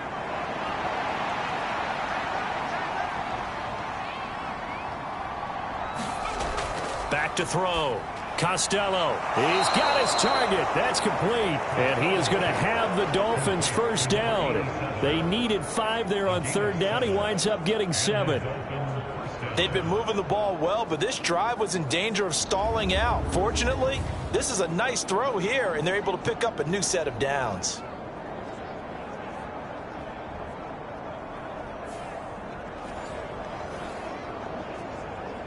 Here's a 1st and 10 at the 14-yard line. Looking to throw.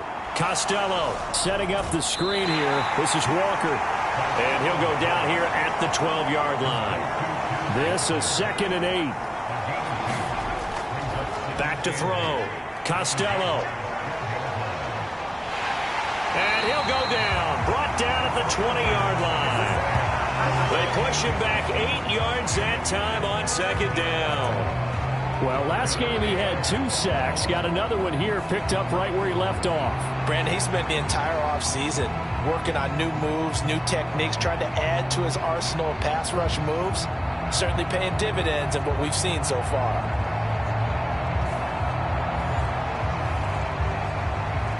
Now the Dolphins going to burn the first of their timeouts as they'll stop it with just over a minute to go before halftime.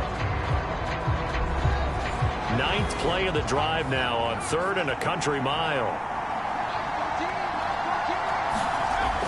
Looking to throw. Costello. And an incomplete pass. That'll stop the clock here with just under a minute to play in half number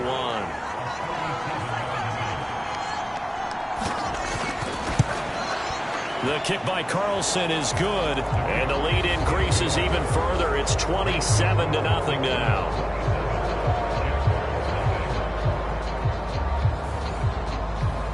So more of the same here, CD. Not a touchdown, but 3 more points added on to their lead.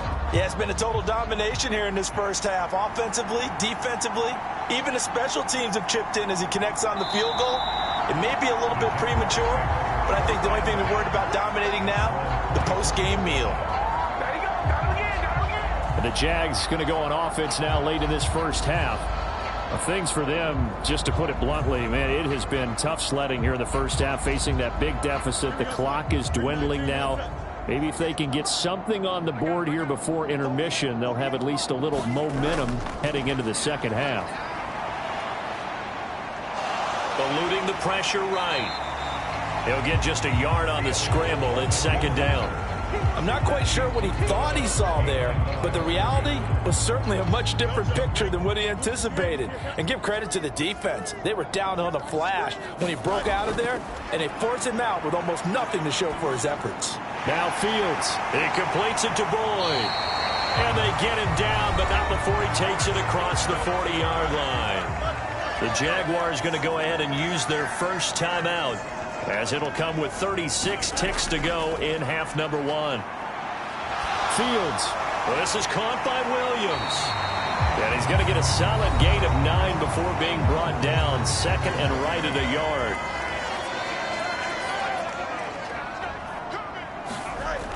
Operating from the gun. Fields. They're going to need to get up and set in a hurry. The Jaguars now will use the last of their timeouts. And with halftime on the horizon, they'll be out of timeouts from here forward. This offense finding its legs now. Here's another 1st and 10. To the air again, Fields. And the Dolphins rush gets home. Down he goes. He couldn't get rid of it. He takes a sack for a loss of 6 to bring up 2nd down. So we've come to halftime after a very one-sided beginning to this one, as we now go downstate to Orlando and check in with Jonathan Coachman with our EA Sports Halftime Report. Okay, Brandon, time for a sprint to the finish, as it's time to get you caught up with what's happening around the NFL here in a pivotal Week 15. We get things started up at FedEx Field. Atlanta making the trek north to take on Washington. And it's the home team who are out in front. Jahan Dotson, a touchdown reception. From there, we head on over to Wisconsin to check on the Packers at home at Lambeau Field. And you can see, currently they trail in that ball game. Joe Burrow with 3 touchdown passes. Lastly, we head to the Gulf Coast and check on the Bucs at home in Tampa. As you can see, the score there in the second quarter. Amari Cooper, a touchdown reception.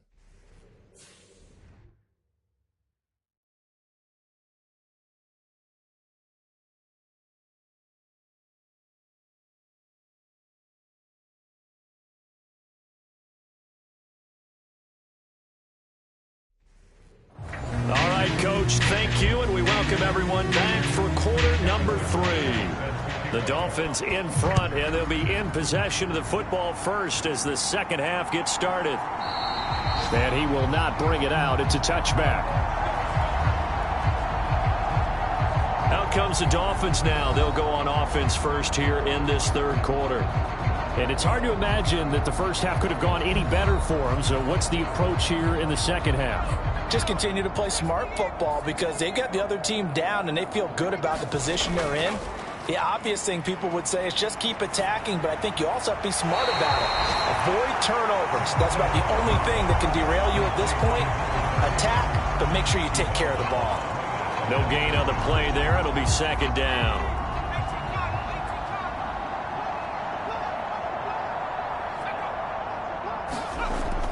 Back to throw. Costello. This one complete to Jalen Waddle. And he's going to get a good gain of 9 here up to the 34. Here now, 3rd and a yard. They'll try for the first with Walker. And he'll be brought down shy of the 40 at the 38-yard line. And they pick up the first down there with a gain of 4. Well, someone's been having a good game so far, and you know something? A lot of it's been power running. They decided to turn him loose again on 3rd down, didn't they? They did indeed. He delivered the tough yards.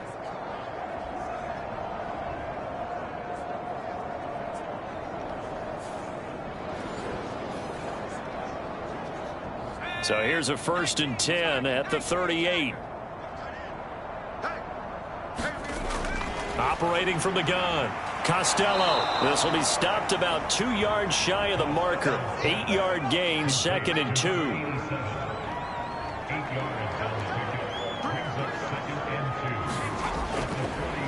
Straight ahead, Walker. And they'll get this just to the 47. 1-yard gain.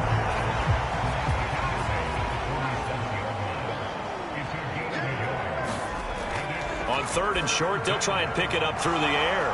Pass taken in by his big tight end. And he is going to have the Dolphins first down as they're able to convert by plenty there on 3rd and 1. And that one was a lot of fun right there because that was the game within the game. 3rd and short, blitz was on. What's the key for the quarterback? Get out of your hands in a hurry. And that was a quick little completion. Got the job done for a first down. So 1st and 10, and if they score on this drive, might have to start digging in our second half blowout material. Up the middle, here's Walker. 2 yards on the carry there. It'll be 2nd down.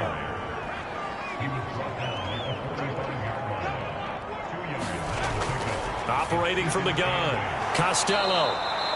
That'll go for a gain of 7. And they'll be faced with a 3rd and inches.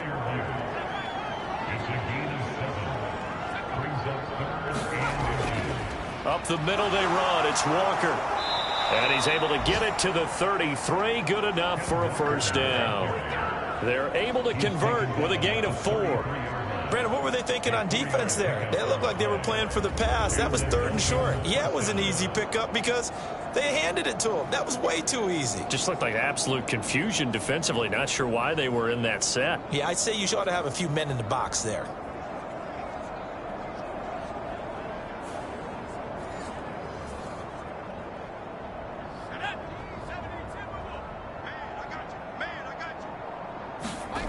Throwing on first down. Costello. And he rifles one incomplete. 2nd and 10.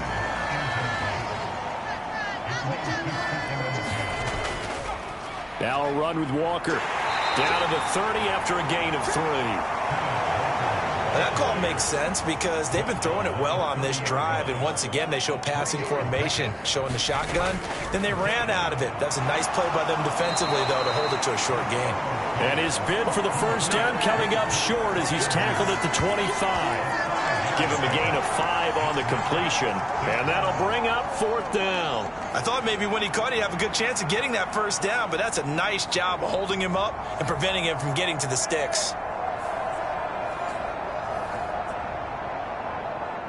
Now to try the field goal, here's Daniel Carlson. From the left hash, it's a 42-yard attempt. The kick by Carlson is good, and the Dolphins will add on to their lead.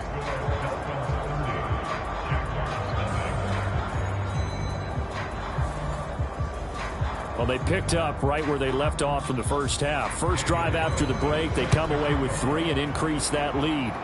Yeah, and you just want to keep building on that lead, don't you? Whether it's 6 points or 3 points, take everything you can get, keep maneuvering, keep adding to it, keep making it difficult for them to come back.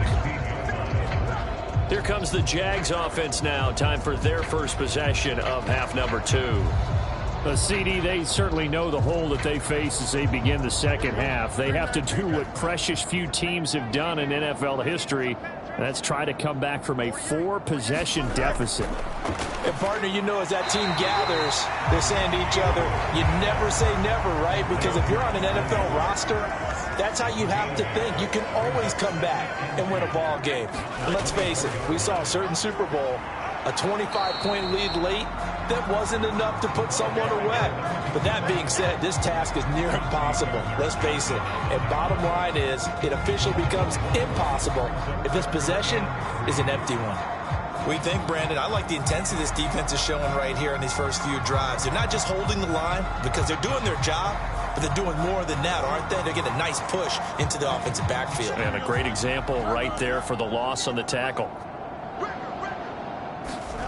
Fields on third down. That is caught, and he'll be out of bounds right at the 40. A Jacksonville first down on a pickup of 17. Well, maybe this offense has learned something from watching their counterparts work. I'm wondering if their coaching staff said, let's do what they've been doing the entire game because that's worked well. This offense, they have not looked particularly good all game long, but a nice throw there for a good gain and a first down.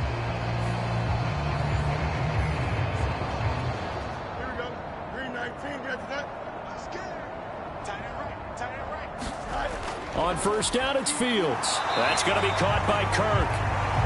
Call it a gain of 6 on the play, and it's second down. Up the middle they go. Boyd, and he'll get it out to midfield. Let's say, yeah, they'll spot it right at midfield at the 50. A gain of 5, good enough for the first down. Well, you know they had a third down play on standby just in case, but he says no need with that carry. Runs like that will continually earn him more work in this and future contests. Running game working, they'll stick with it on first down. Give him 5 on the carry there, and it'll be second down.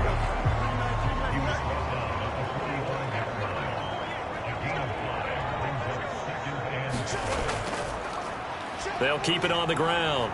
It's Boyd, and he'll get it inside the 40 to the 39. Still in search of their first touchdown of the game, but they're on the move. First and 10. From the gun, here's Fields. Throw left side, hauled in by McBride. And he's going to get this inside the 30.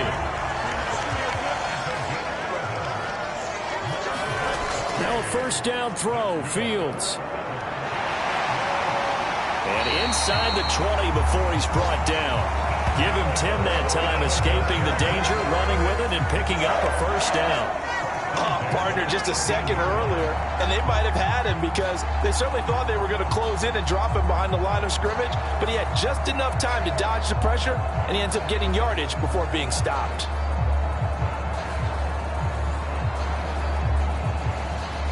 So from inside the 20, here's first and 10 at the 18. Now a handoff up the middle. Boyd trying to find a lane, but instead he'll get back to the line of scrimmage and no more. A second and 10 forthcoming here. Third quarter action from Jacksonville. And he'll protect himself at the end here as he winds up getting pretty decent yardage. It's a gain of 6 on the play, and they're going to have a third down. In search of 4 yards here to pick up the first down. Out of the gun, Fields. A quick throw there is incomplete. Well, they certainly aren't letting up today, partner, because they've forced big turnovers already, and it's been incredibly tough for them to get yards against, let alone put points up on the board.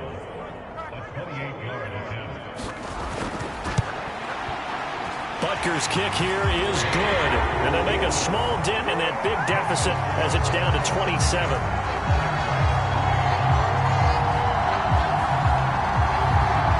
surprised by that they kicked the field goal. I guess you get some points, but this deficit third quarter, I don't know.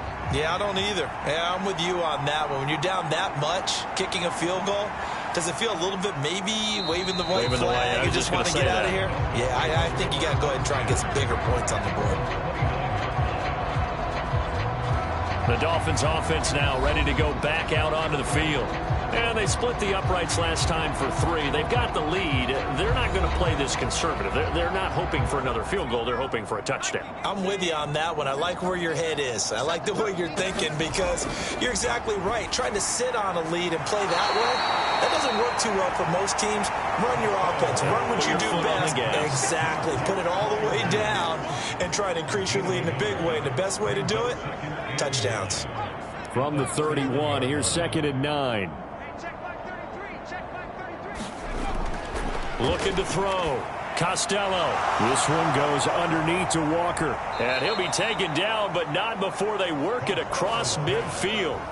22 yards on the catch and run, a first down.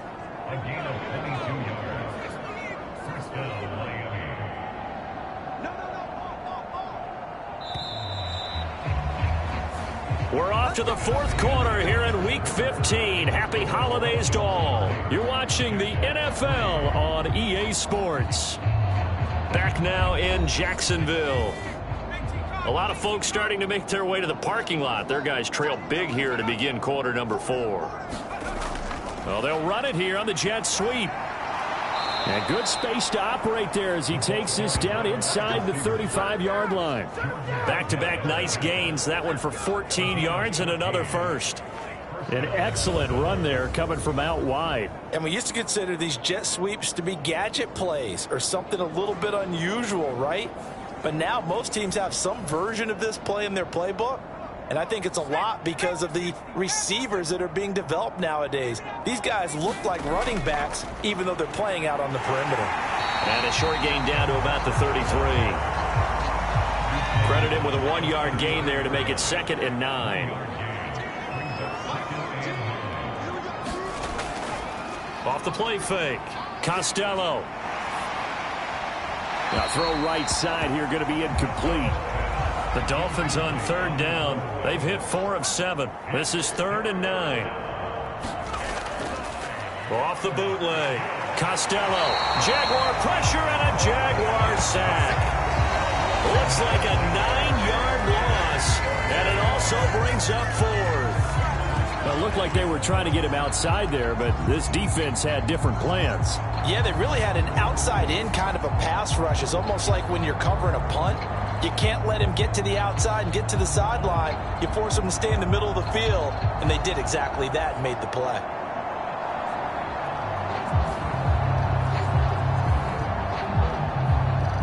So now on comes the field goal unit, and wow, this is no ordinary try here. This will be spotted just shy of midfield, a 59-yard attempt. And this is good. It was running out of gas there at the end, but he winds up getting just enough on it. And the Dolphins will add on to their lead. Well, ultimately not really sure that they're going to need those 3 points, but they'll take the 3 and they pad that lead. Yeah, this one's already wrapped up, but you and I both know if you're an offensive coordinator, you never let up on the gas unless the head coach tells you to do so. And maybe you've actually clicked him off in your headset so you can keep calling plays and trying to add to this lead. And out now comes Jacksonville as they get ready to go. Well, we said it at halftime that they would need a nearly perfect second half to erase that deficit that they were facing, CD. But unfortunately, the second half has pretty much been a carbon copy of the first.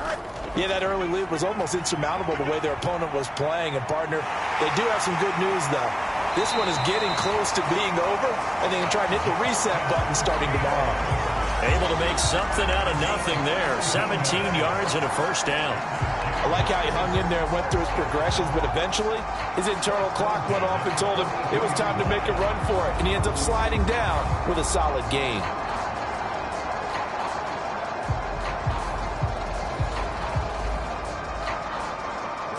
One play has him up past the 40 already, and another 1st and 10.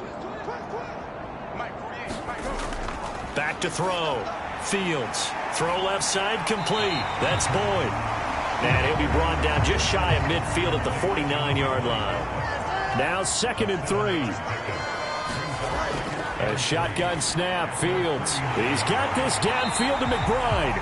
And he's got another first down as he's brought down at the Dolphins' 25-yard line. A very solid gain of 27.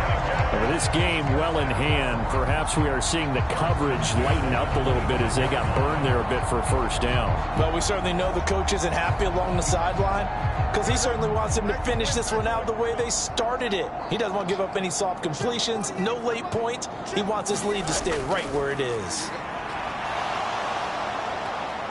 And he's going to go down. They sack him back right around the 30. The sack recorded. It's a loss of 5, and now it's 2nd down. But one thing I do know, these guys on defense, they don't want this game to end. They're winning by multiple touchdowns. They've shut down the opposing quarterback in a big way, and they're still picking up sacks as we approach the end of this one. Looking to throw on 2nd down, Fields. And that one off the mark behind him, incomplete. An incomplete pass on that last play, and that means they'll need to come up with something here on 3rd down. Looking to throw, Fields. And he will find Ridley. That's complete. And taking it to the 15-yard line before he's brought down. Boy, a nice play there as they wind up converting on 3rd and 15. Well, this game was decided a while ago, and that completion there is going to artificially inflate his passing numbers. So right now, the only one really applauding probably his agent as he thinks about angling for a new contract.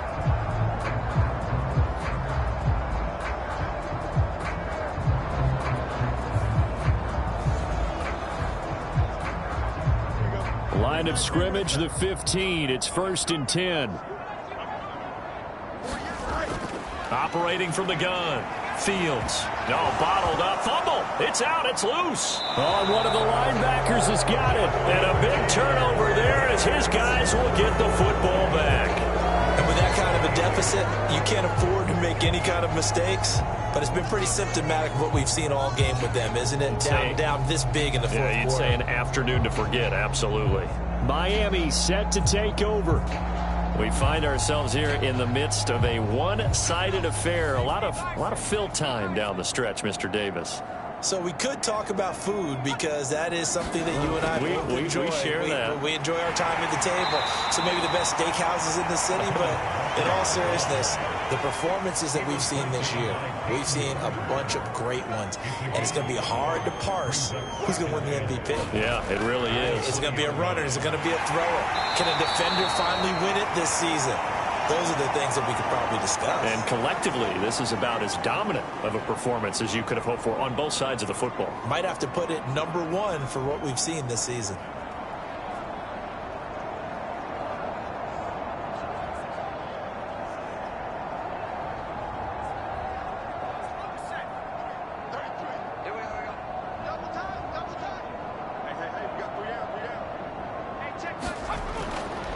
And going right back to Walker. And he'll get this up just shy of the 30. Brandon, I've got to think this offensive line has got some smiles on its faces. And I know it sounds crazy, but they practiced for this back in training camp. They knew they'd be in situations where it'd be extra defenders in the box coming after them, trying to keep them from locking down a game. Right now, they want to show the world they're up to the challenge. On the handoff, this is Walker. And he slips up past the 45 before being tackled. 119 yards rushing for him in this one as he starts to draw nearer to a 1,500-yard campaign. At carries like that, that's how they're going to continue to salt this thing away here, Charles, in the fourth quarter. Yeah, how about that? A new set of downs. Clock continues to move. No better way to close out a game than to tap those mastodons you have up front and say, guys, keep pounding them. Let's keep the ball, keep their offense on the sidelines, and let's close this one out. From the gun, it's Walker. And he maneuvers up the middle for 3. And it's second down.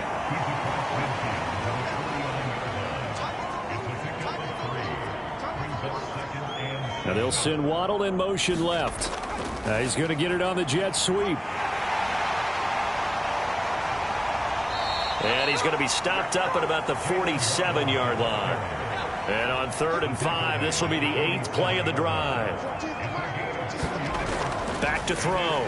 Costello able to find the open man. That's complete. And he'll be taken down, but he does have first down yardage. Give him 7 yards on the play as they do pick up the 3rd down conversion.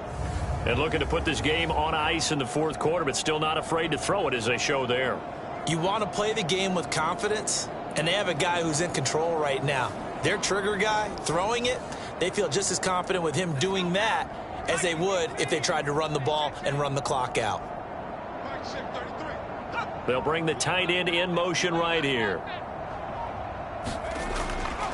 They'll give it up to the big man Walker. Breaks through the contact, and he'll take this into the end zone. Now, hold on here. We do have a flag down, so let's see what this is about. Holding offense. So retract the yardage and retract the touchdown. And retract the chunk play. Big strike there to get the touchdown. Now they've got to take it back and see if they've got another one still in their arsenal. Out of the gun, Walker with it. 2 yards on the pickup. It'll be 2nd down. He's had success on this drive, but not on this play. Finally, they bowed up defensively. I think they were determined not to let him take it pretty much all the way down the field. Yeah, it looks like they handled their run responsibilities correctly this time. What we call them run fits, everyone was in the right place.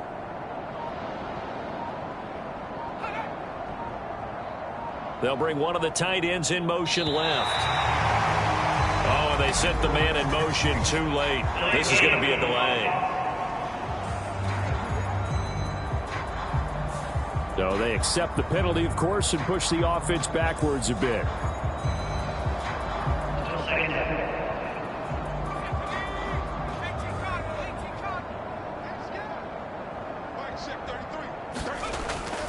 Sticking with Walker on 2nd down. And he's going to take this across midfield into Jacksonville territory. Give him 4 yards there, but still in a big hole. 3rd and long. Just 2 minutes remaining here in the 4th quarter of what has been a one-sided affair. Again, it's Walker. And he'll go down shy of the 40 at the 41. 7 yards on the carry there, but now they're staring at 4th down. This drive is turning into an extended one, and the guy carrying the ball, he's becoming more like a body blows guy. Every carry is putting some damage on the defense. So after a while, I'm not too sure how many guys are going to want to run up and tackle him.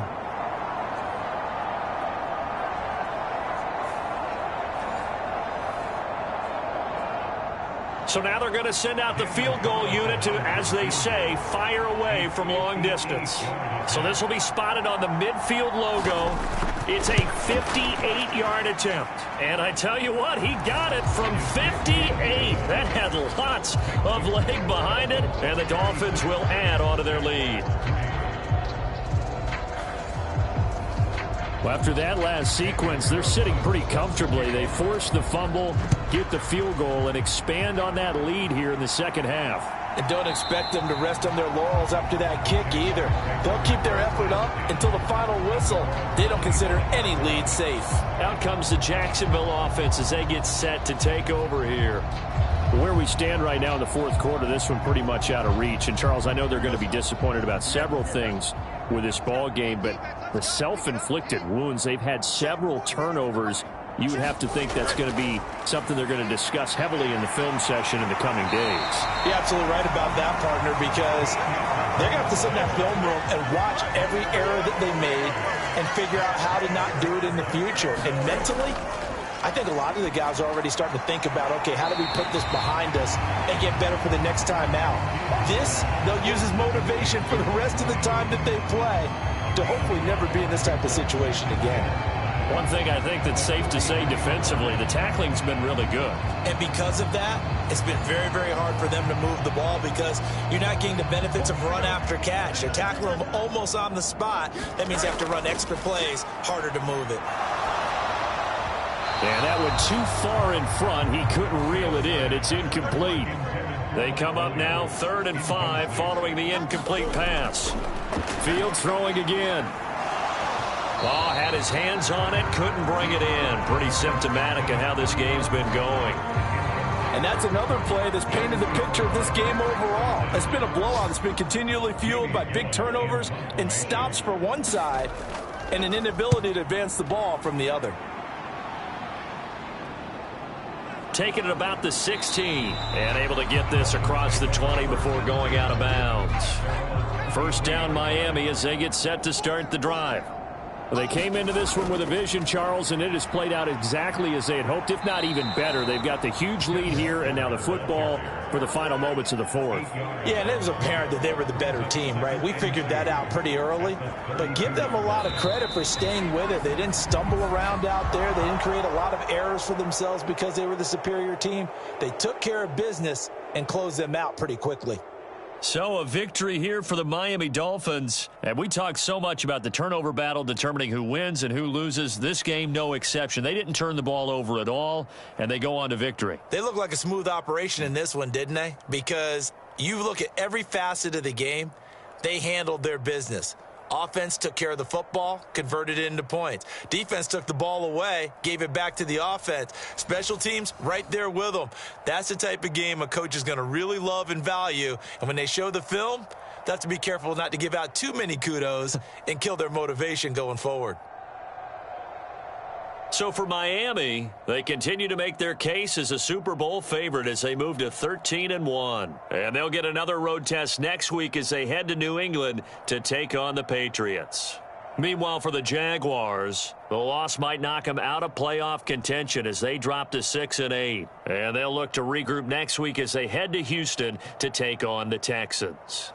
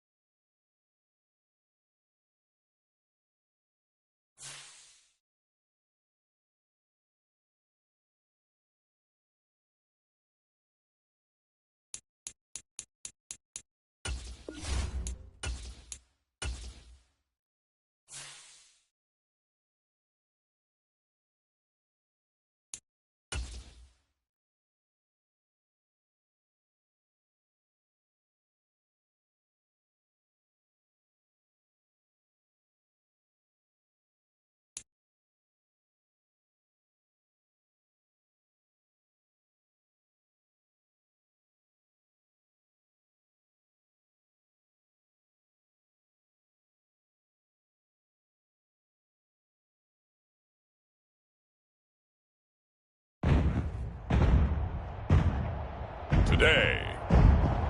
From Lucas Oil Stadium in Indianapolis, it's Week 15 of the NFL on EA Sports.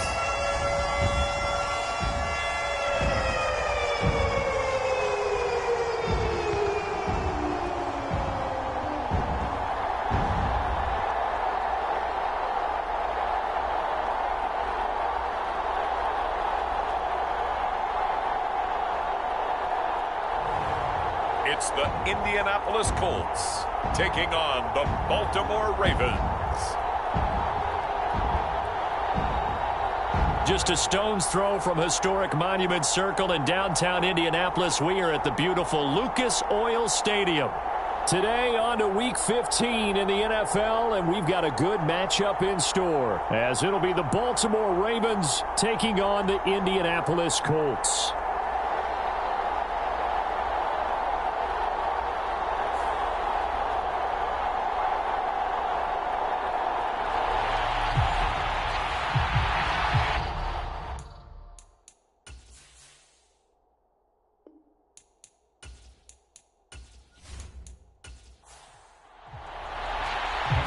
Justin Tucker set to boom this one away. And we are underway from Indianapolis.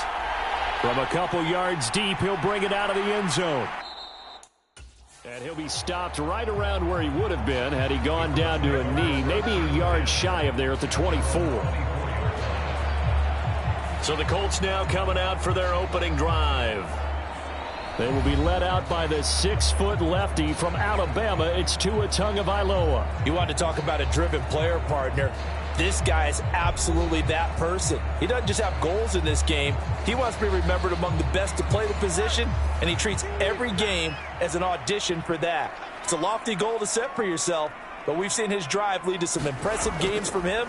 Perhaps another one is in store today. Meanwhile, Tua's throw brought in by Bellinger. He'll wind up getting a yard on the game's first play. It's second down.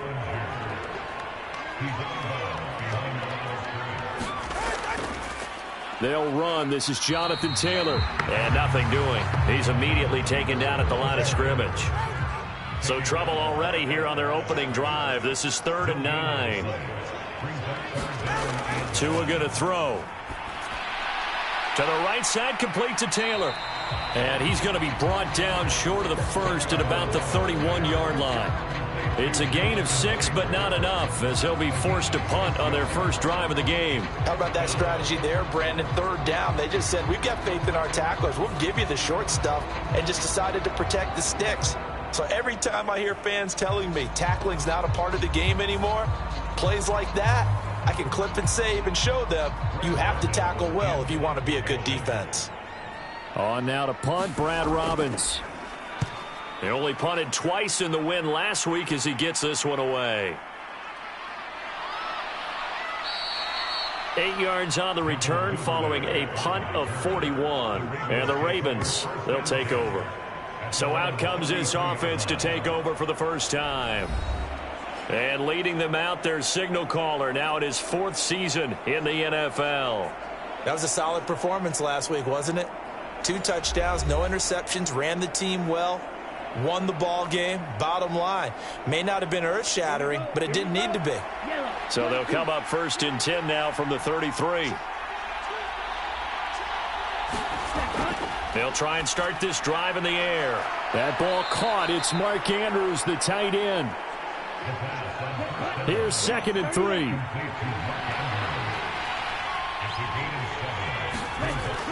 They'll drop to throw.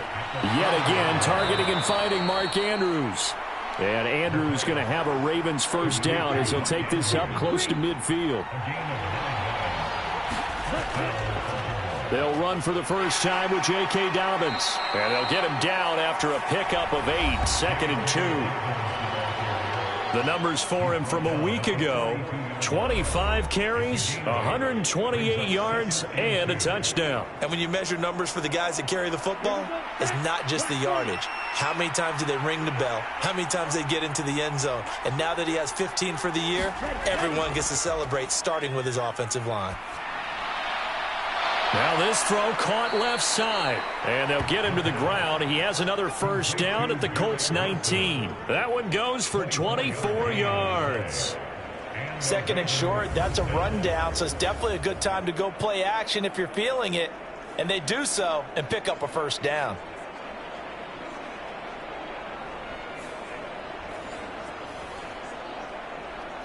So here's a 1st and 10 now down inside the 20. They'll look to throw here. He'll dump this off complete to Dobbins. And the Ravens are going to be set up with a 1st and goal here as the tackle made at the 9.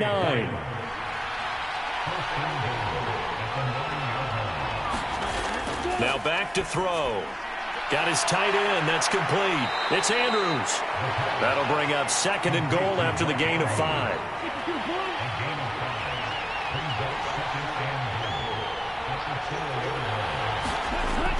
They'll stick with the passing game as he looks to throw. And he'll take it into the end zone for a Ravens touchdown. It's their quarterback. Touchdown number 15 on the year. And the Ravens are on the board first here this afternoon.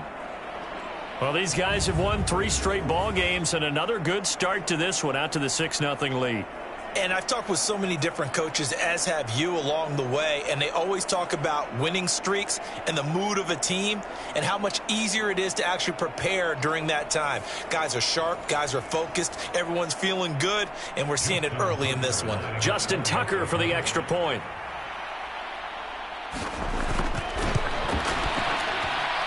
He hasn't missed an extra point all season, and he won't miss this one either, and it's 7-0. So this drive spans 7 plays, and it results in a 4-yard touchdown run. Tucker now to kick it away following the touchdown. Taken at the goal line. And he won't quite make it to the 25.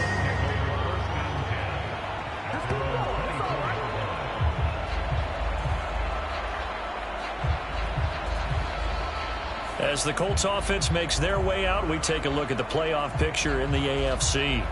As we grind toward the end of the season here, and they haven't had the season that they had hoped. So let me ask you to play GM. Where might they look to make some changes? I think when you look into the upcoming draft, think hard about them drafting multiple offensive linemen. They've got to get stouter up front.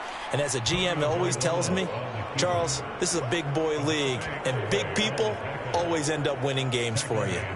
This defense is a difficult one to prepare for, one of the best in the league. They'll come at you from all angles, and they did a nice job there stopping him for a loss. So now they have to contend with 2nd and 13 after the first down run goes backwards. Moore, the man in motion. He's going to handle it on the touch pass. And not too much going there as he'll get it up to the 23-yard line. Tough spot here, 3rd down and 11. Throwing now is Tagovailoa. It's complete. This is Starks. And he's going to be brought down short of the first at about the 31-yard line. So they'll get 8 out of that completion, and it'll be 4th down. Well, the good thing about covering any game I do with you is I know that there's no problem with rhythm. Now, what we're watching offensively, a little bit of a problem there. Yeah, punt on the first drive, looking at another one here. Just a little slow. And, you know, they were talking about a fast start, but that hasn't been the case. Yeah, and let's face it, any team we cover always talks about a fast start. That's true. But it's not necessarily going to happen just because they say so. And whether it's the script, whether it's, you know, just what they're going through, whether they're seeing different defenses, they're going to have to figure it out as this game moves on. It's a 45-yard punt, just a 1-yard return. And it will be 1st and 10 as they take over. Baltimore set to take over here for their 2nd possession of the game. And they'll be looking to make this a 2-score advantage. Had the touchdown on their first drive, Charles. Hey, they can get up 2 scores here on the road. That's a heck of a start. And not only have they thought about it, I wonder if they visualized it. I remember playing, and they used to turn the lights out in our meeting room and run through a situation like this and say, just think about what it would be like to be up on the road and take the crowd out of it. Maybe they did some of that. Ball on the 27. Here's a 2nd down and 4. A give up the middle to Dobbins. And he's able to get out to the 32, brought down there. 4 yards the pickup, first down. The Ravens at 10-3 on the year. And they come in on a pretty good roll here. Winners of 3 straight. And they were able to tough it out last week. A close one-score game. And those are the kind of wins that pull you together as a team because everyone gains confidence and they feel like they can continue to get better. Here's 2nd and 5 now from the 37. They'll go again with Dobbins. And they will only muster a yard here to the 38. This now a 3rd and 4.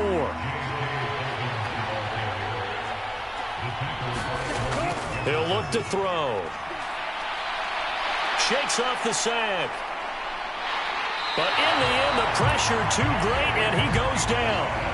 Call it a loss of 4 there on the sack. And speaking of the number 4, it brings up 4th down now. Like the footwork back there, I thought he did a pretty good job of evading that first wave of players. Tried to buy a little extra time out of the pocket, but in the end, oh, that was a tough one. Yeah, winds up getting buried for the loss.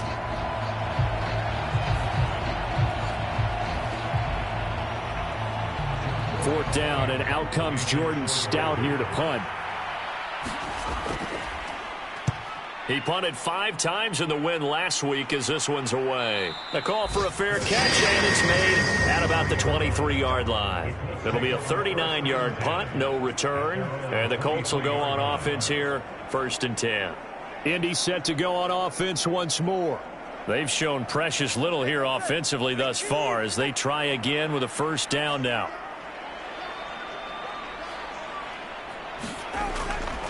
And they'll go with a ground attack here. It's a loss of 4 there, bringing up 2nd down. I like the idea to mix it up from time to time because, let's face it, you can't be predictable. But the execution was a little lacking on this one, right? They might want to go back to the drawing board with that call.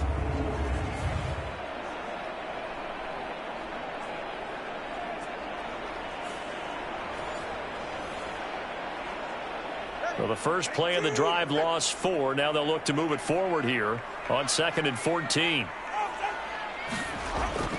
On the option to give to Taylor here. And the reinforcements come in as they're going to stop him behind the line. It'll be a loss of a full 3 yards there, and it also brings up 3rd down. Well, they went back to him, but the results were similar, so I highly doubt that he'll get another opportunity here on 3rd and long.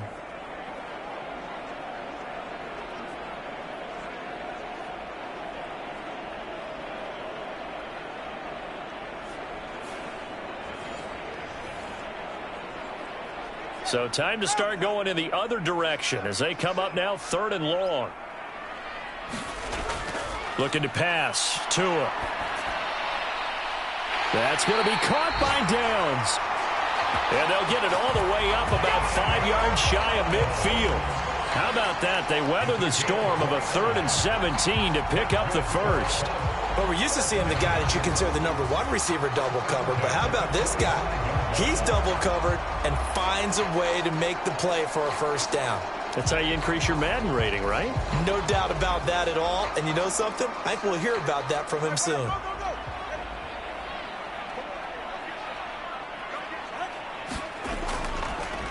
They run the option here on 1st and 10. Only a yard on the keeper, and it'll be 2nd down.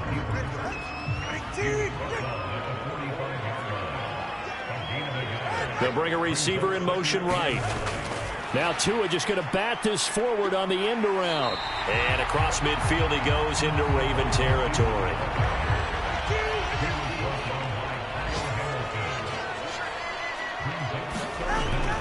They'll try and run for the first with Taylor. And that play will go nowhere. Losing yardage back near midfield at the 49. After 1, 7-0 on EA Sports. Second quarter now from Indianapolis with the homestanding Colts in possession as they've got it with a 4th down coming up. He's been a busy man here in this first half as he gets it away. And this will carry out of bounds. Where are they going to spot it now? At about the 18-yard line, it looks like. And now here come the Ravens. The crowd maybe losing just a little bit of the edge after back-to-back punts. They want some big plays. They want to see some offense. They want to see somebody break away, whether it's through the air or on the ground.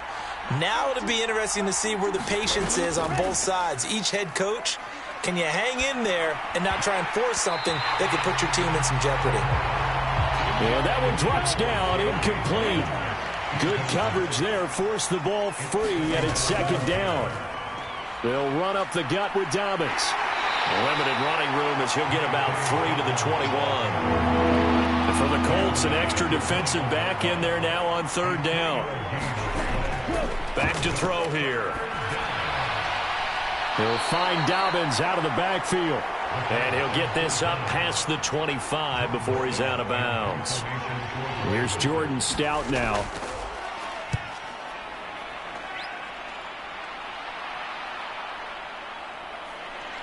And he'll go out of bounds, it looks like right at the 40. That'll go as a 39-yard punt, give him 9 on the return. Here comes the Indianapolis offense now as they get set to take over. The results for them so far not that great. Well, not good at all. 3 drives, 3 punts. Yeah, and now what you're doing is you're looking at your play sheet. You're trying to figure out what you're going against defensively. I wonder, are they showing them something they haven't seen or anticipated in practice, and maybe that's throwing them off? Or do they just have to go to a different play calling section and try and run some offense that way? Running straight ahead, Taylor. And he'll get it into enemy territory just across midfield at the 49.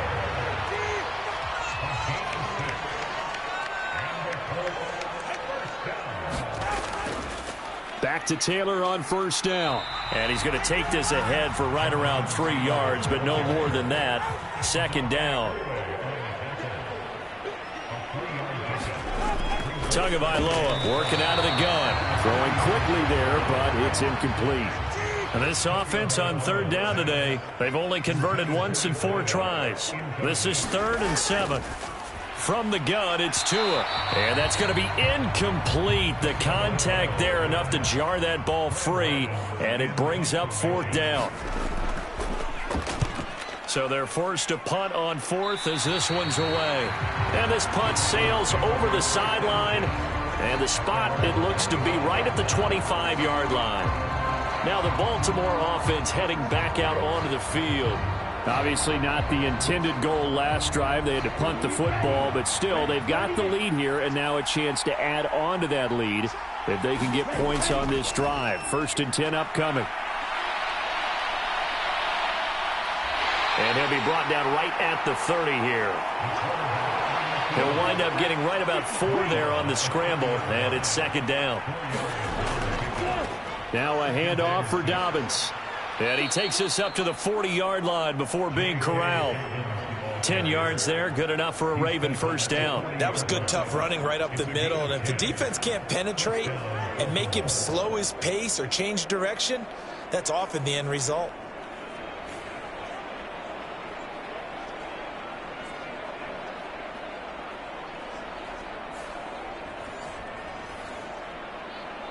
Here we go.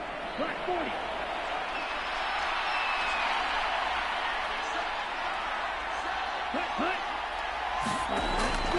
Right back to Dobbins on first. And he can only manage to get a couple. 2nd and 8 coming up. They suspected that it was a power play up the middle coming at them, and boy, were they right. That defense got downhill in a hurry and limited them to just a couple on first down. From the 42-yard line, here's 2nd down and 8. Now they'll switch it up here and look to throw.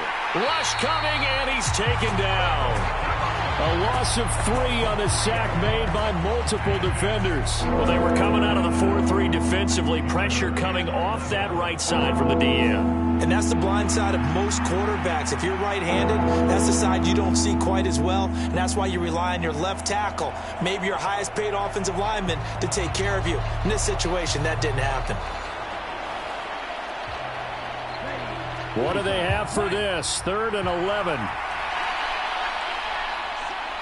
Ready. He'll drop to throw. Ready. And he gets this only to the 44-yard line. Not near enough to keep the drive alive. 5 yards that time out of the scramble. But now they're looking at a 4th down situation. I thought he did a pretty good job there to get back what he could. But let's face it, that sack on 2nd down, talk about throwing a wrench into the works. It certainly did. Yeah, he did everything he could there trying to pick up some positive yardage, and he did, but not enough. Out now is the punter, Jordan Stout.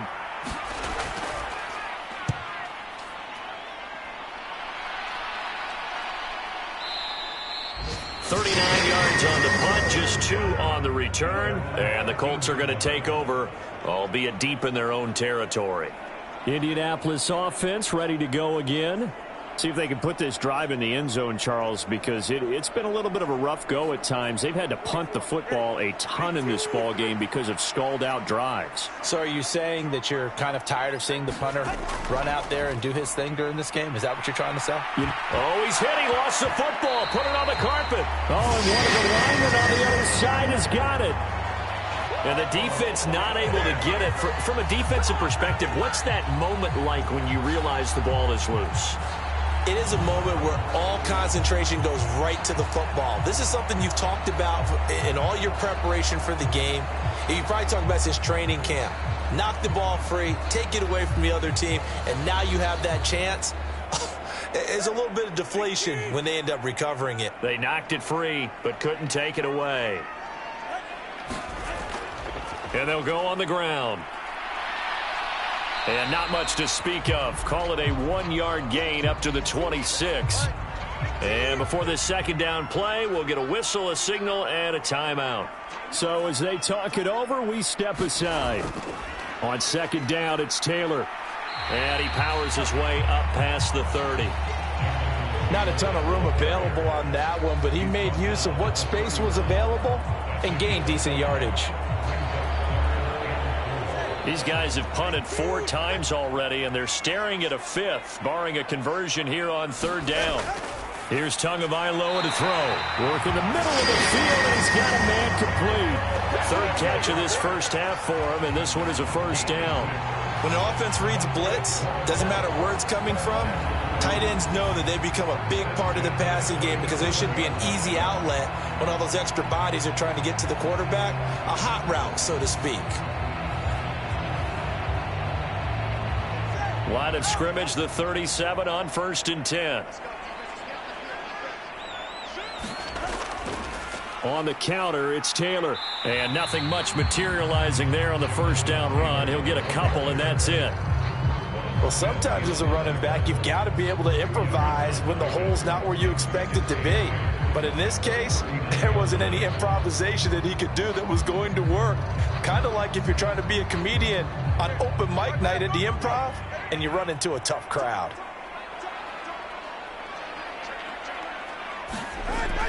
Second down, another run with Taylor. And able to get a couple as he's across the 40 to the 41. 7th play of the drive upcoming here on 3rd and 6. Here's Tua. Got his man complete. Moore. And he is going to have a Colts 1st down as they're able to get the 3rd down conversion. And this was a nice example of an offensive coordinator scheming his guy open. Just a little underneath route, just trying to free up some space, and it worked awfully well. Got him not just space, but plenty of room to run after the catch to pick up really nice yardage. This offense finding its legs now. Here's another 1st and 10. Moore, the man in motion. And he'll get it here on the touch pass. And a pretty good burst right there as he'll take this down to the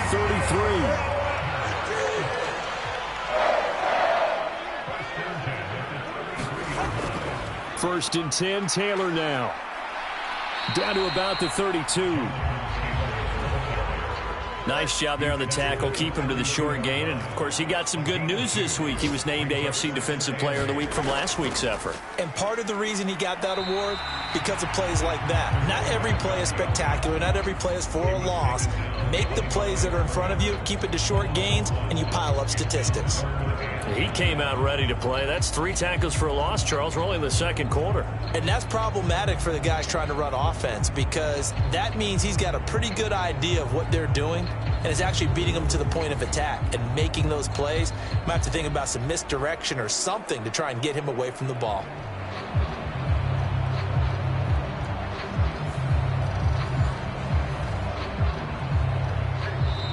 Two minutes on the clock, second quarter, 7-0 ball game. They got to get to the 23 here on third. Going to the air, Tagovailoa. Quick hitter here, it's complete. And he's going to be taken down with the first down at the Ravens' 22-yard line. Give him 10 yards there as this offense is on a roll. This drive continues to plunge forward. Well, they've had a great, impressive drive going here, and that pickup ensures the drive continues. And not only do you continue the drive, which is demoralizing for the guys on the defensive side of the ball right now, but you make your own defense happy. They're able to get a little more rest over on the sidelines while this one continues downfield. 2 now on first down. Outright and brought in by Moore. They'll wind up getting 7 on the play, and it'll be second down. He decided to run a hitch route. It really helped to have a guy who can turn it loose. And, boy, he rifled one in there on that one. Not much run after catch, but it worked really well. Second down and 3. Tua sets up to pass it. And a quick throw here, that's complete. And the Colts are going to be looking at first and goal as they move this down to the 4-yard line. Well, that certainly has to feel good. And it's not all the time that the play caller should get all the credit. Sometimes I think in the huddle, the quarterback just says, hey, who's going to make a play for me? I just need something right here. And that is caught. Touchdown, Indianapolis. From 4 yards out. And the Colts are on the board here in the final minute of the first half. And a little time left on the clock, so on the other side, they're thinking, gosh, we'd like to get that lead right back. Yeah, thanks for pointing that out. Here I am going ahead and tapping out the first half. There's still time. They've got to make a decision about what they want to do on the kickoff, or they want to let their return guy touch it. Jason Sanders now for the extra point.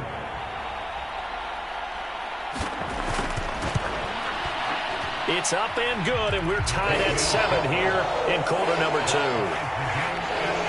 That one was an extended drive, 14 plays all told. And the result for the Colts is a touchdown.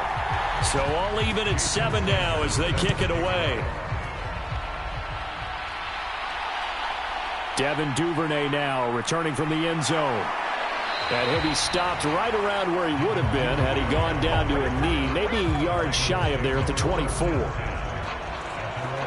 The Raven offense going to take over late in this first half. And with a little under a minute to play, they may be looking to pick up some yardage here, maybe try and come up with a field goal to seize the lead before intermission.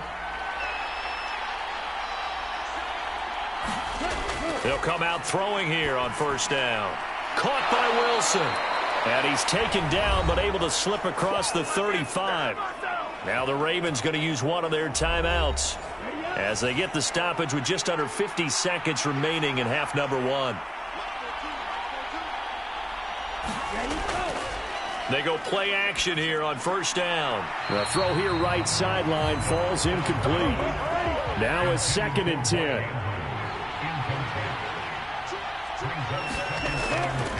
Back to throw.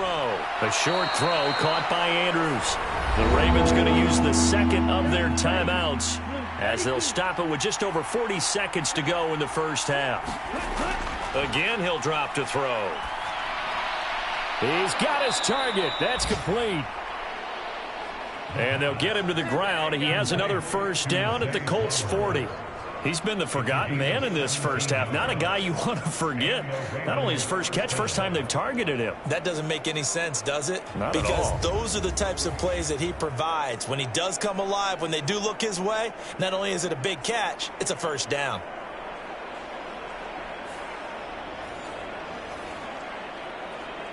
Down. 33. Yellow. They'll look to throw again. A great grab by Wilson. And he will have a first down here as they get into field goal range, down just shy of the 20. Now a timeout signaled for, and they'll get it with 10 seconds to go before halftime. Boy, that completion comes with a high degree of difficulty, especially on the catch. Had to look that one in one-handed, able to do so, and ends up picking up a first down as well. Tucker's kick is good, and they take the lead here now at 10-7.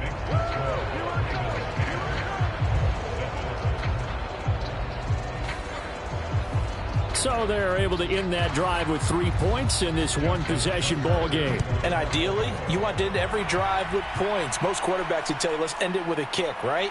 A PAT, that's number one. Field goal you'll take. Punts, you really don't want to do that. In this case, they'll take the field goal and get prepared for the rest of the game. The Indy offense at the line and set to go. 1 second, all that remains. And he bats it away, and it falls down incomplete. So we've hit halftime. Just a field goal separating these two teams at the break. As we send you down to Orlando, where Jonathan Coachman has our EA Sports halftime report. Coach. Okay, Brandon, time for a sprint to the finish, as it's time to get you caught up with what's happening around the NFL here in a pivotal Week 15. We'll begin up in the Steel City, Acrisure Stadium in Pittsburgh. And that one tied 14 apiece in the second quarter. From Chicago, we head north to the home of their rivals as we check on the Packers at home in Lambeau. And you can see currently they trail in that ball game. Joe Burrow with 3 touchdown passes. Lastly, let's check in on our nation's capital to see what's happening with the Washington Commanders at home at FedEx Field. As you can see the score there in the second quarter. Jahan Dotson, a touchdown reception.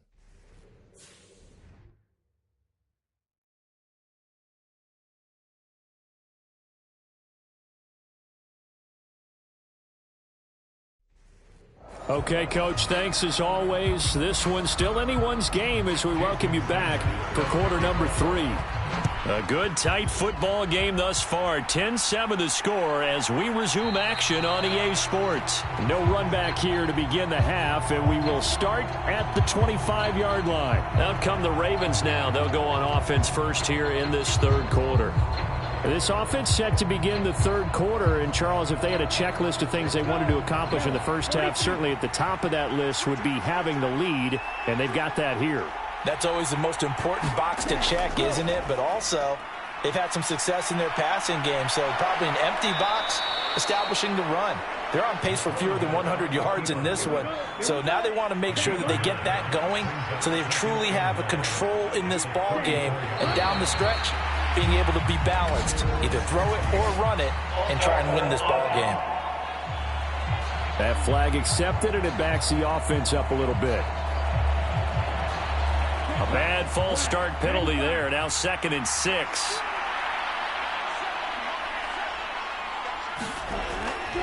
Here's a give to Dobbins.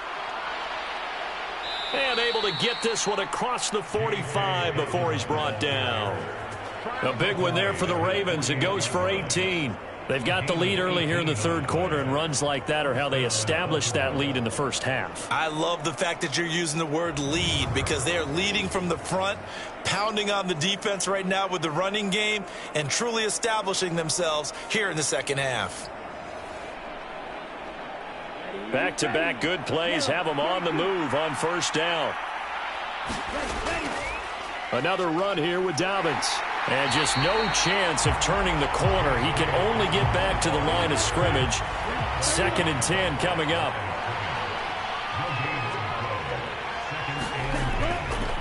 Here's Dobbins. And they'll get him down as he's inside the 40.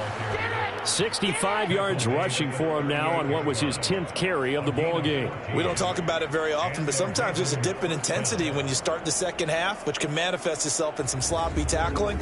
And how about right there? He ran right through that weak tackle attempt.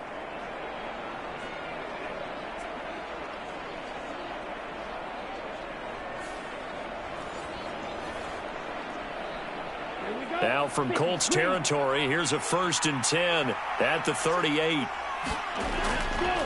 They'll run. It's Dobbins. And a short gain there down to the 37-yard line. Now before this second down play, we'll get whistles and a timeout. And as the two teams talk it over on their respective sidelines, we take a break. They set up the screen for Dobbins. So the screen good for only 2. Now it's 3rd down. Good reactions there defensively. That screen was a little slow in developing, and they shut that one down with little gain.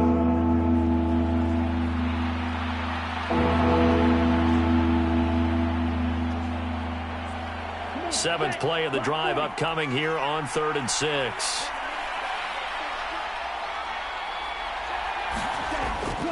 Dobbins running out of the gun. And he's able to pick up the first before he's taken down at the 27. Call it a gain of 7, and it gets him a new set of downs.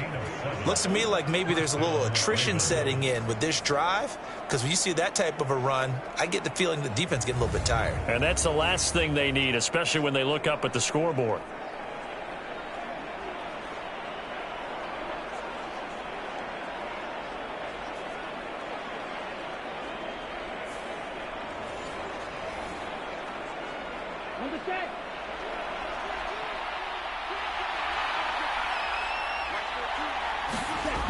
On 1st down, he'll drop to throw. A slant route caught by Bateman. And down inside the 15, shy of the 10. He was held without a catch in the first half, but he's got one here, and he also picks up a 1st down. It's taken a while for this offense to get going. A little creaky at the start, but they're oiled up now. A nice throw there, and they're really putting together a good drive.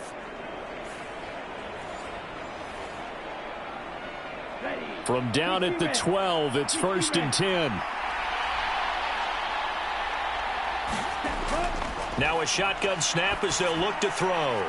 Along the sideline, finding Andrews for the completion.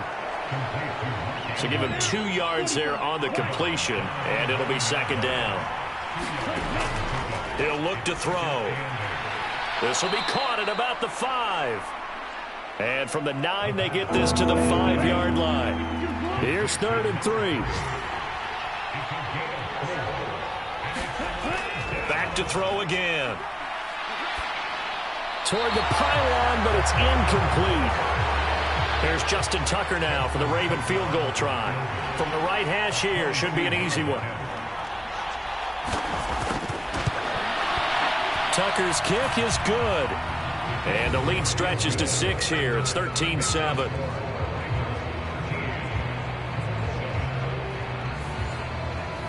Well, looking at it from a defensive perspective, that keeps the deficit very, very manageable. You know, all things considered, not a bad job on the defensive side. I would say that you've pointed out something pretty good right there, and that is you actually have both sides happy with that exchange. You know, happy in quotes, of course. One team, hey, we've kept it within range. The other side saying, hey, we put points on the board and did stretch out the lead. Let's see how this one turns out. Yeah, still bottom line, though, 3 points for the opening drive of the 3rd quarter. Here's the Colts now as they get ready for their first possession on offense of the 2nd half. And their deficit a little wider now than it was at halftime following the field goal a moment ago. But the goal is still the same because you know they want to come out, establish a rhythm in the 2nd half, and get going. Make no mistake about it, though. Kicking field goals, not in their game plan. They need to get the ball in the end zone. Now Tua. Firing quickly here, and that's complete. 6 yards the pickup, and that's a 1st down. Up the middle, here's Taylor. And he can only manage to get a couple. 2nd and 8 coming up.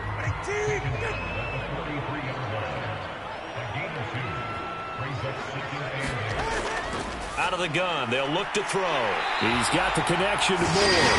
And he's going to be taken down with the 1st down at the Ravens' 44-yard line.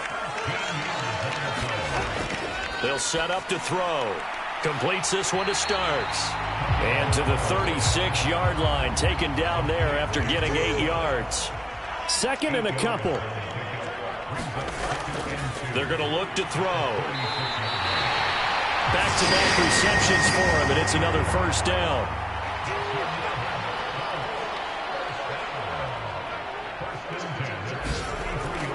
Off the option, here's Taylor. And not a whole lot of room to operate there on the first down run. He gets maybe 3. Inside 4 minutes to go, third quarter. Second down, another run with Taylor. And he'll take this inside the 30 to about the 29, maybe the 28-yard line.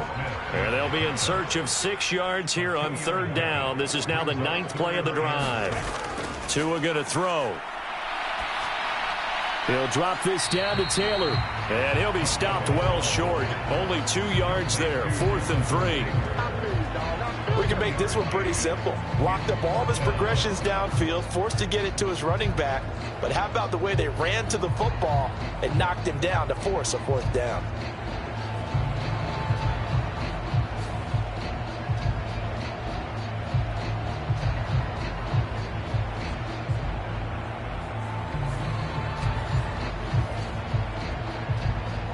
So 4th down, Tua departs, and on is Jason Sanders and the Dolphin field goal unit. From the left hash mark, this a 43-yard attempt. Sanders' kick is good, and that will cut the lead back down to 3 at 13-10.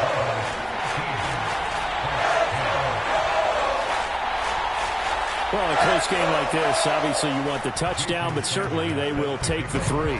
And they'll be okay with that, but let's throw a little credit to the defense as well. I'm just glad this doesn't come down to a debate, right? Which side won, partner? Because the defense, hey, we didn't give up a touchdown. The offense, hey, we put 3 on the board. Either way you look at it, I think both sides gained something out of that drive. And Baltimore's offense set for this next possession. Their drive last time, it stalled out. They were forced to take the short field goal. And the key phrase, you nailed it. Forced to, because you know coaches look at these short field goals as a last resort, right? To them, that's not how drives are supposed to end. You're supposed to put 6 on the board. That's a consolation prize. Like going to the county fair, you don't get the big stuffed animal on that one, do you? No, you don't go top shelf. That's bottom shelf material. And he gets this one just shy of the 40. They'll mark him down at the 39. That play going for 16 yards to start the drive, first down. As they began this drive, I was wondering how they were going to attack since they're playing with the lead. Would they continue to try and push the ball downfield? Well, after one play, it appears that the answer is yes.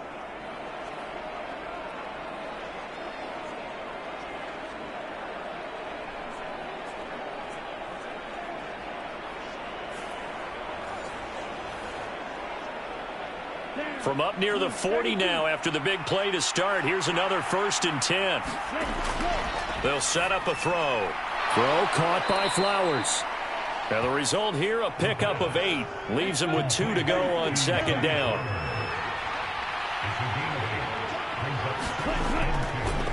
Here's a play fake as they set up to throw. And he can't get rid of it. He's taken down. It'll go in the books as a 7-yard loss on the sack, and it's third down. Well, partner, I would say just avoid play action, but that's not just been the problem. This defense, they've been getting pressure on all types of pass plays and really piling up the sacks in this contest.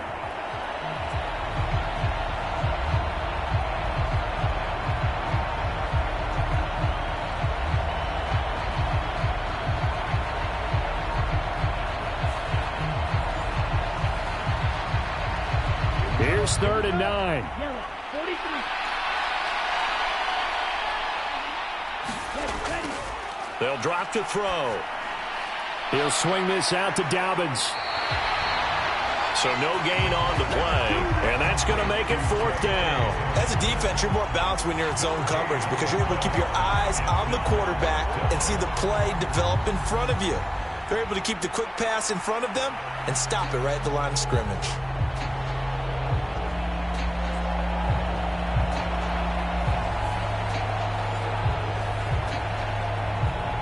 The Ravens send their punter out now as he'll punt it away for the 4th time today.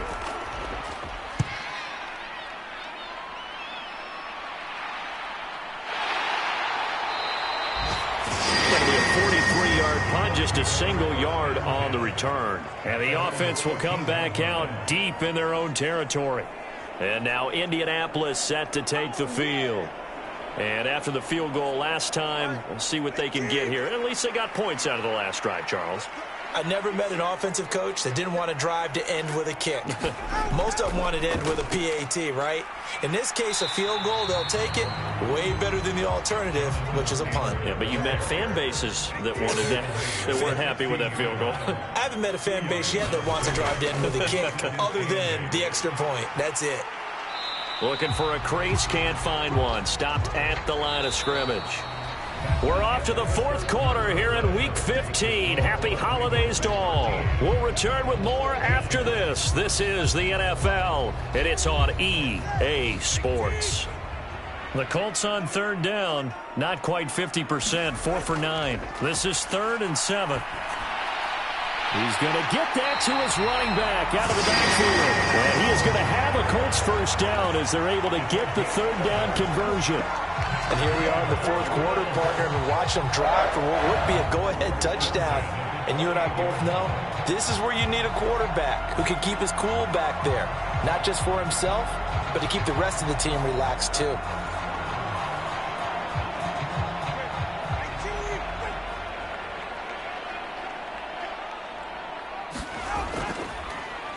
And they'll let the quarterback keep it here on 1st and 10. To a hit, and the ball is out. And it's picked up by the Ravens. And he's going to get this one to the 23-yard line. He had the option there, decided to keep it, exposed himself and fumbled it. Yeah, and you worry about the hits he's going to take in that situation. In this case, not only does he take the hit, he coughs the ball up, as you noted. The Ravens heading out on offense as we look at the playoff picture in the AFC. And as we take a look at the playoff picture, certainly still a lot of jostling to go in these final few weeks. For the moment, they would be a wild card team, far from locked up, but that's why this is exciting. These last few weeks, a lot to play for. So much to play for. And remember, 7 teams in each conference go to the playoffs instead of 6. And not to mention, remember when the league made that move a few seasons ago to put divisional games at the end of the year? So you get to week 16 and 17, you're playing for playoff spots, and you're playing divisional games. Couldn't be more exciting than that.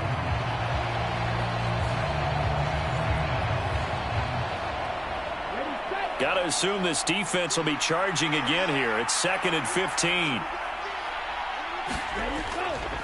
Off the play fake, he'll look to throw. That to the right sideline, and it falls incomplete. Something we haven't really seen much of from him, an incomplete pass. Yeah, last week he finished at 70%. This week he's up over 80%. I don't know how you slow him down. Pass rush is usually the best way because a quarterback on his back usually can't complete a pass. Going for it all. And this is going to be intercepted. And the Colts are right back in this football game. That's a beautiful read there by the safety. Zone coverage, so he's just going to sit back and watch. He knows he can't get beat deep because he has the end line to protect him. So he can react to everything in front of him, and he makes a great break on the football and comes down with the interception. The Colts now, their offense works their way back onto the field. A golden opportunity for them now following the interception. They need to try to at least get 3. Obviously, a touchdown puts them in a much more secure position.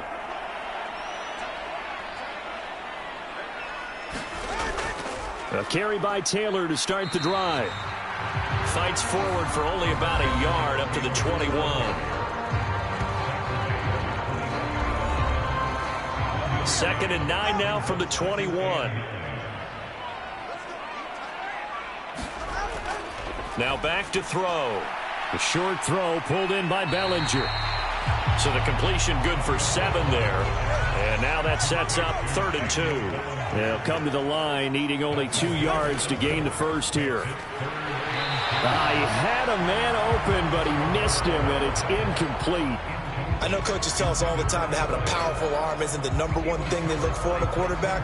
But when you're trying to throw inside routes and you need to put some heat on it, it helps have the big gun. In this case, just a little bit too much. The Colts send out their punter as he's on for the 5th time here today.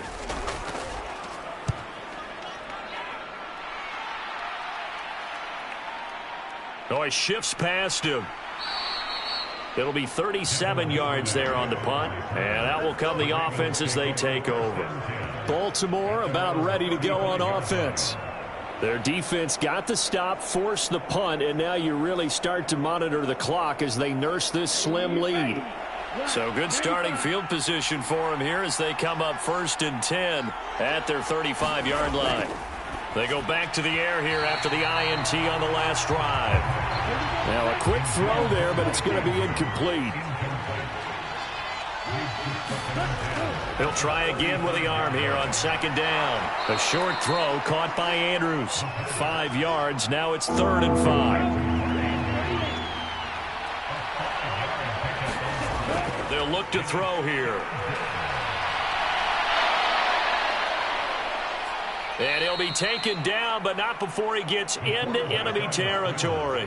A nifty bit of scrambling there. 12 yards, 1st down.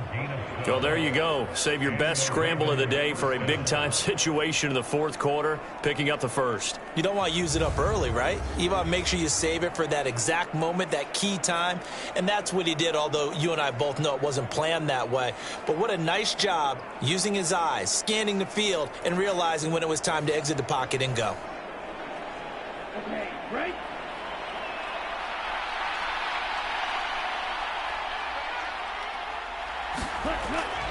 On 1st and 10, it's Dobbins. Just a yard on the 1st down carry, so it's 2nd and 9.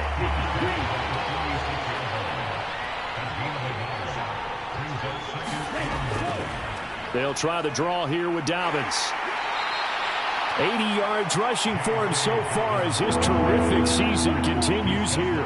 Coming up here looking for 3 yards to pick up the 1st. They'll try to run for it with Dobbins. And he will have a 1st down as they get him to the ground at the 37. A 3rd down gain of 3 yards, and that'll be enough. Brandon, this can be so demoralizing for a defense. They've had 2 opportunities to get off the field. They haven't gotten it done. So now your coordinator, he's going to call every blitz that he has, any type of exotic, something that they haven't seen before.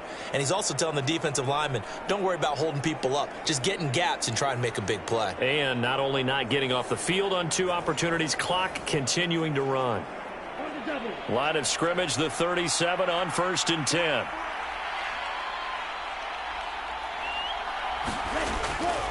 He'll look to throw. And that'll be complete to Dobbins. Oh, he sheds himself free. And they'll have it in the red zone before he crosses over out of bounds. Right about 20 yards on the pickup. Well, officially, they'll say it's going to go for 19. For as many sacks as this defense has, you can understand their willingness to try and get upfield and get another. So what a really smart play call here to use their aggression against them. Go with the screen, and they're able to get the 1st down. Over the middle and complete to Wilson. And the Ravens are going to have a 1st and goal coming up as the tackle made at the 3-yard line.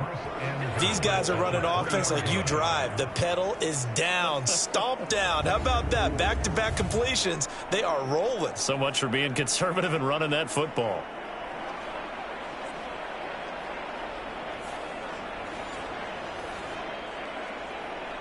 So 1st and goal, 6 points here would go a long way toward wrapping this one up. Elliott will struggle to get to the line of scrimmage as he'll be tackled back at the 4-yard line. It's a loss of a yard there, and it's 2nd down. That's a really alert defense there because they saw the heavy look come in from the offense, countered it with extra linebackers who brought a little bit of speed and heft, and able to really make a big-time play for their defense. This drive's taken more than 3 minutes off the clock already as they come up on 2nd down. They'll look to throw. Now they set up the screen. That's complete.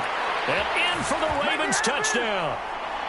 J.K. Dobbins with career touchdown number 96. He joins Eric Dickerson on the all-time list. And the Ravens are able to build on to their 4th quarter lead. Well, that's certainly going to bump up the old win probability index because now it's a 2-score game here in the fourth quarter. Yeah, you're taking me into that deep water now. Win probability index. This game's definitely not over. We're not looking at a 0.5% or something. It's just 2 scores. But the way that this team has played, to me, what I've seen, they absolutely deserve to win this game. They've been the better team by far throughout. Tucker able to connect on the extra point, and his guys will take a 10-point lead. A 10-play drive that time, and it's capped off by the Baltimore score. Tucker now to kick it away following the touchdown. Taking it about the 1. And he'll be tackled just shy of the 25.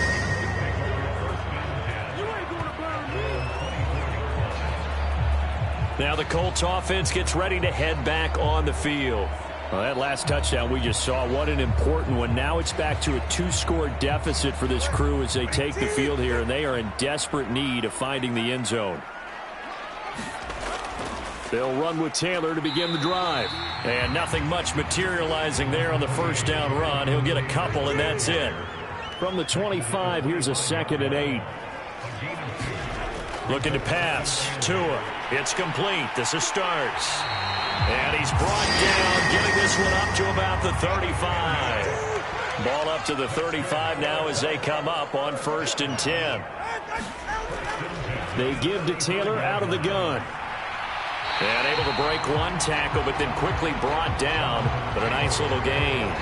40 yards rushing for him now in the ball game. Well, partner, I know this type of running back. I mean, this size, this intensity usually gets better as the game goes on. I can just tell you from experience, the first few quarters, oh, you're eager. You come running up there, I'm going to tackle this guy. By the 4th quarter, you're coming up and thinking about it. And D-line wearing down 4th quarter. Yeah, that's not a guy they want to see consistently. Throwing now is Tagovailoa. Oh, now he's stripped. He lost the football. And it's picked up by the Ravens. And they take over. They'll set up shop at the 46-yard line. And now Baltimore gets set to take the field. They sit in a good spot, having the ball back after the fumble recovery and up 2 scores in the 4th quarter.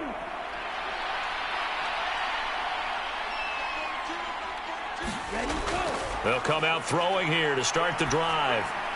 He's got Wilson, middle of the field. And he is tackled inside the 40, not quite to the 35. It's a pickup of 11 and a Baltimore first down. Well, it may seem a little unorthodox to some people. Got the lead, 4th quarter, yet he's still firing away. I think he believes that's the best way to go ahead and win the game. Yeah, a lot of coaches say, let's just run the football and be conservative. He's sticking to his game plan. No, that is his game, and that's what they're going to ride. And that one to the right side and incomplete. Here's 2nd and 10. A shotgun snap and a give to Dobbins. And once again, not much running room, if any at all. Calling no gain on the run there, and now they'll be looking at a 3rd down. Maybe I'm wrong, but it looked like even if he had opted to keep that, I don't think there was going to be much to gain. Seemed like it was perfectly defense, and know what they say. Those guys on the other side, they get paid too. On 3rd down, he'll drop to throw. Pushes past him. And almost, but not quite. Needed 10. He got 9. 4th down. So much about offense is what you call hidden yardage. You know, you throw the ball to someone, they catch it, and then they can make a big play. You know, they create a play, run after catch. They did a really nice job there of limiting that and keeping him from a 1st down. Yeah, stopped him in his tracks. So now one of the biggest kicks of the night is forthcoming. 2 minutes left to play in this football game here on EA Sports. So it's Raven football here as we welcome you back. They've got a 4th down here in a game that looks to have been decided already. Tucker's kick is good, and that will extend their lead even further.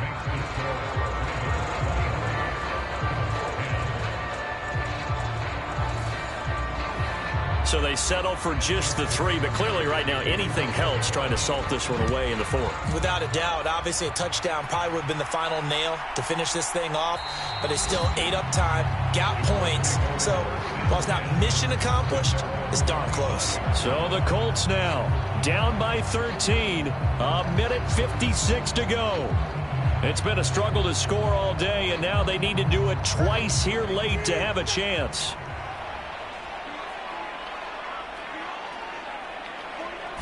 Tua. And the pressure gets there, and Tua is going to be taken down. Here comes second down. Here's Tua. Gets this to Moore. The Colts going to use the first of their timeouts, as they'll get it with just over 90 seconds to go in the ball game. Throwing Tua. And that is incomplete. Oh, he had a defender right there with him to force that to the ground. And 4th down now coming up. Now Tua. And this is intercepted, and that should do it. Kyle Hamilton picks it, and he is going to get this one back to the 20-yard line. So many times we end a game, and as we're recapping it, we're talking about what offenses did and how they won the game. Let's flip this one over. The defense, they frustrated the offense the entire ball game. That's why they're walking out of here with a victory. And they're going to love to walk out of here with that as their final act, that interception. Good way for them to end it. They got to have 2 hands on the football here as they run on first down. Now the Colts going to burn the second of their timeouts, as it comes with a minute 15 left to go in the second half. Have to imagine this will be on the ground as well as they come up 2nd and 7.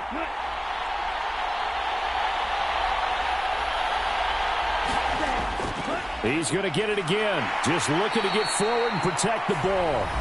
Now the Colts will use their 3rd and final timeout as they'll head to the sideline and talk over what to do next. Heavy set out there on 3rd and 1.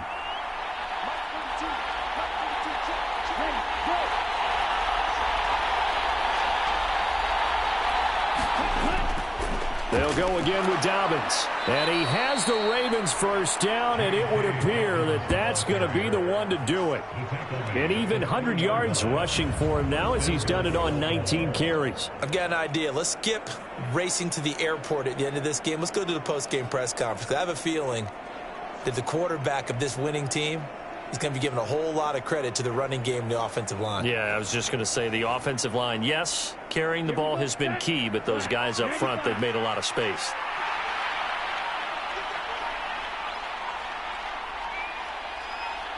The Ravens taking a knee with victory seemingly in hand here.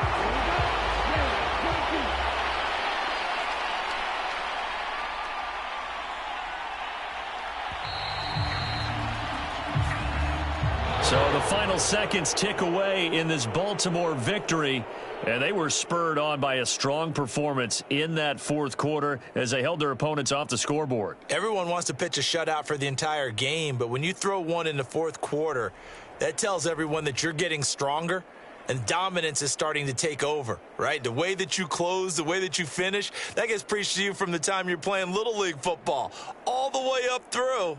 And they closed them out with a big-time performance down the stretch. So for the Ravens, they remain in the hunt for a first-round bye as they move to 11-3 on the year. And they will head back home next week. Meanwhile, for the Colts, the rough season continues as they've plunged to 1-13. And they'll get a chance to redeem themselves at home next week. And for Charles Davis and our entire crew here at EA Sports, I'm Brandon Gaudin saying so long, everybody.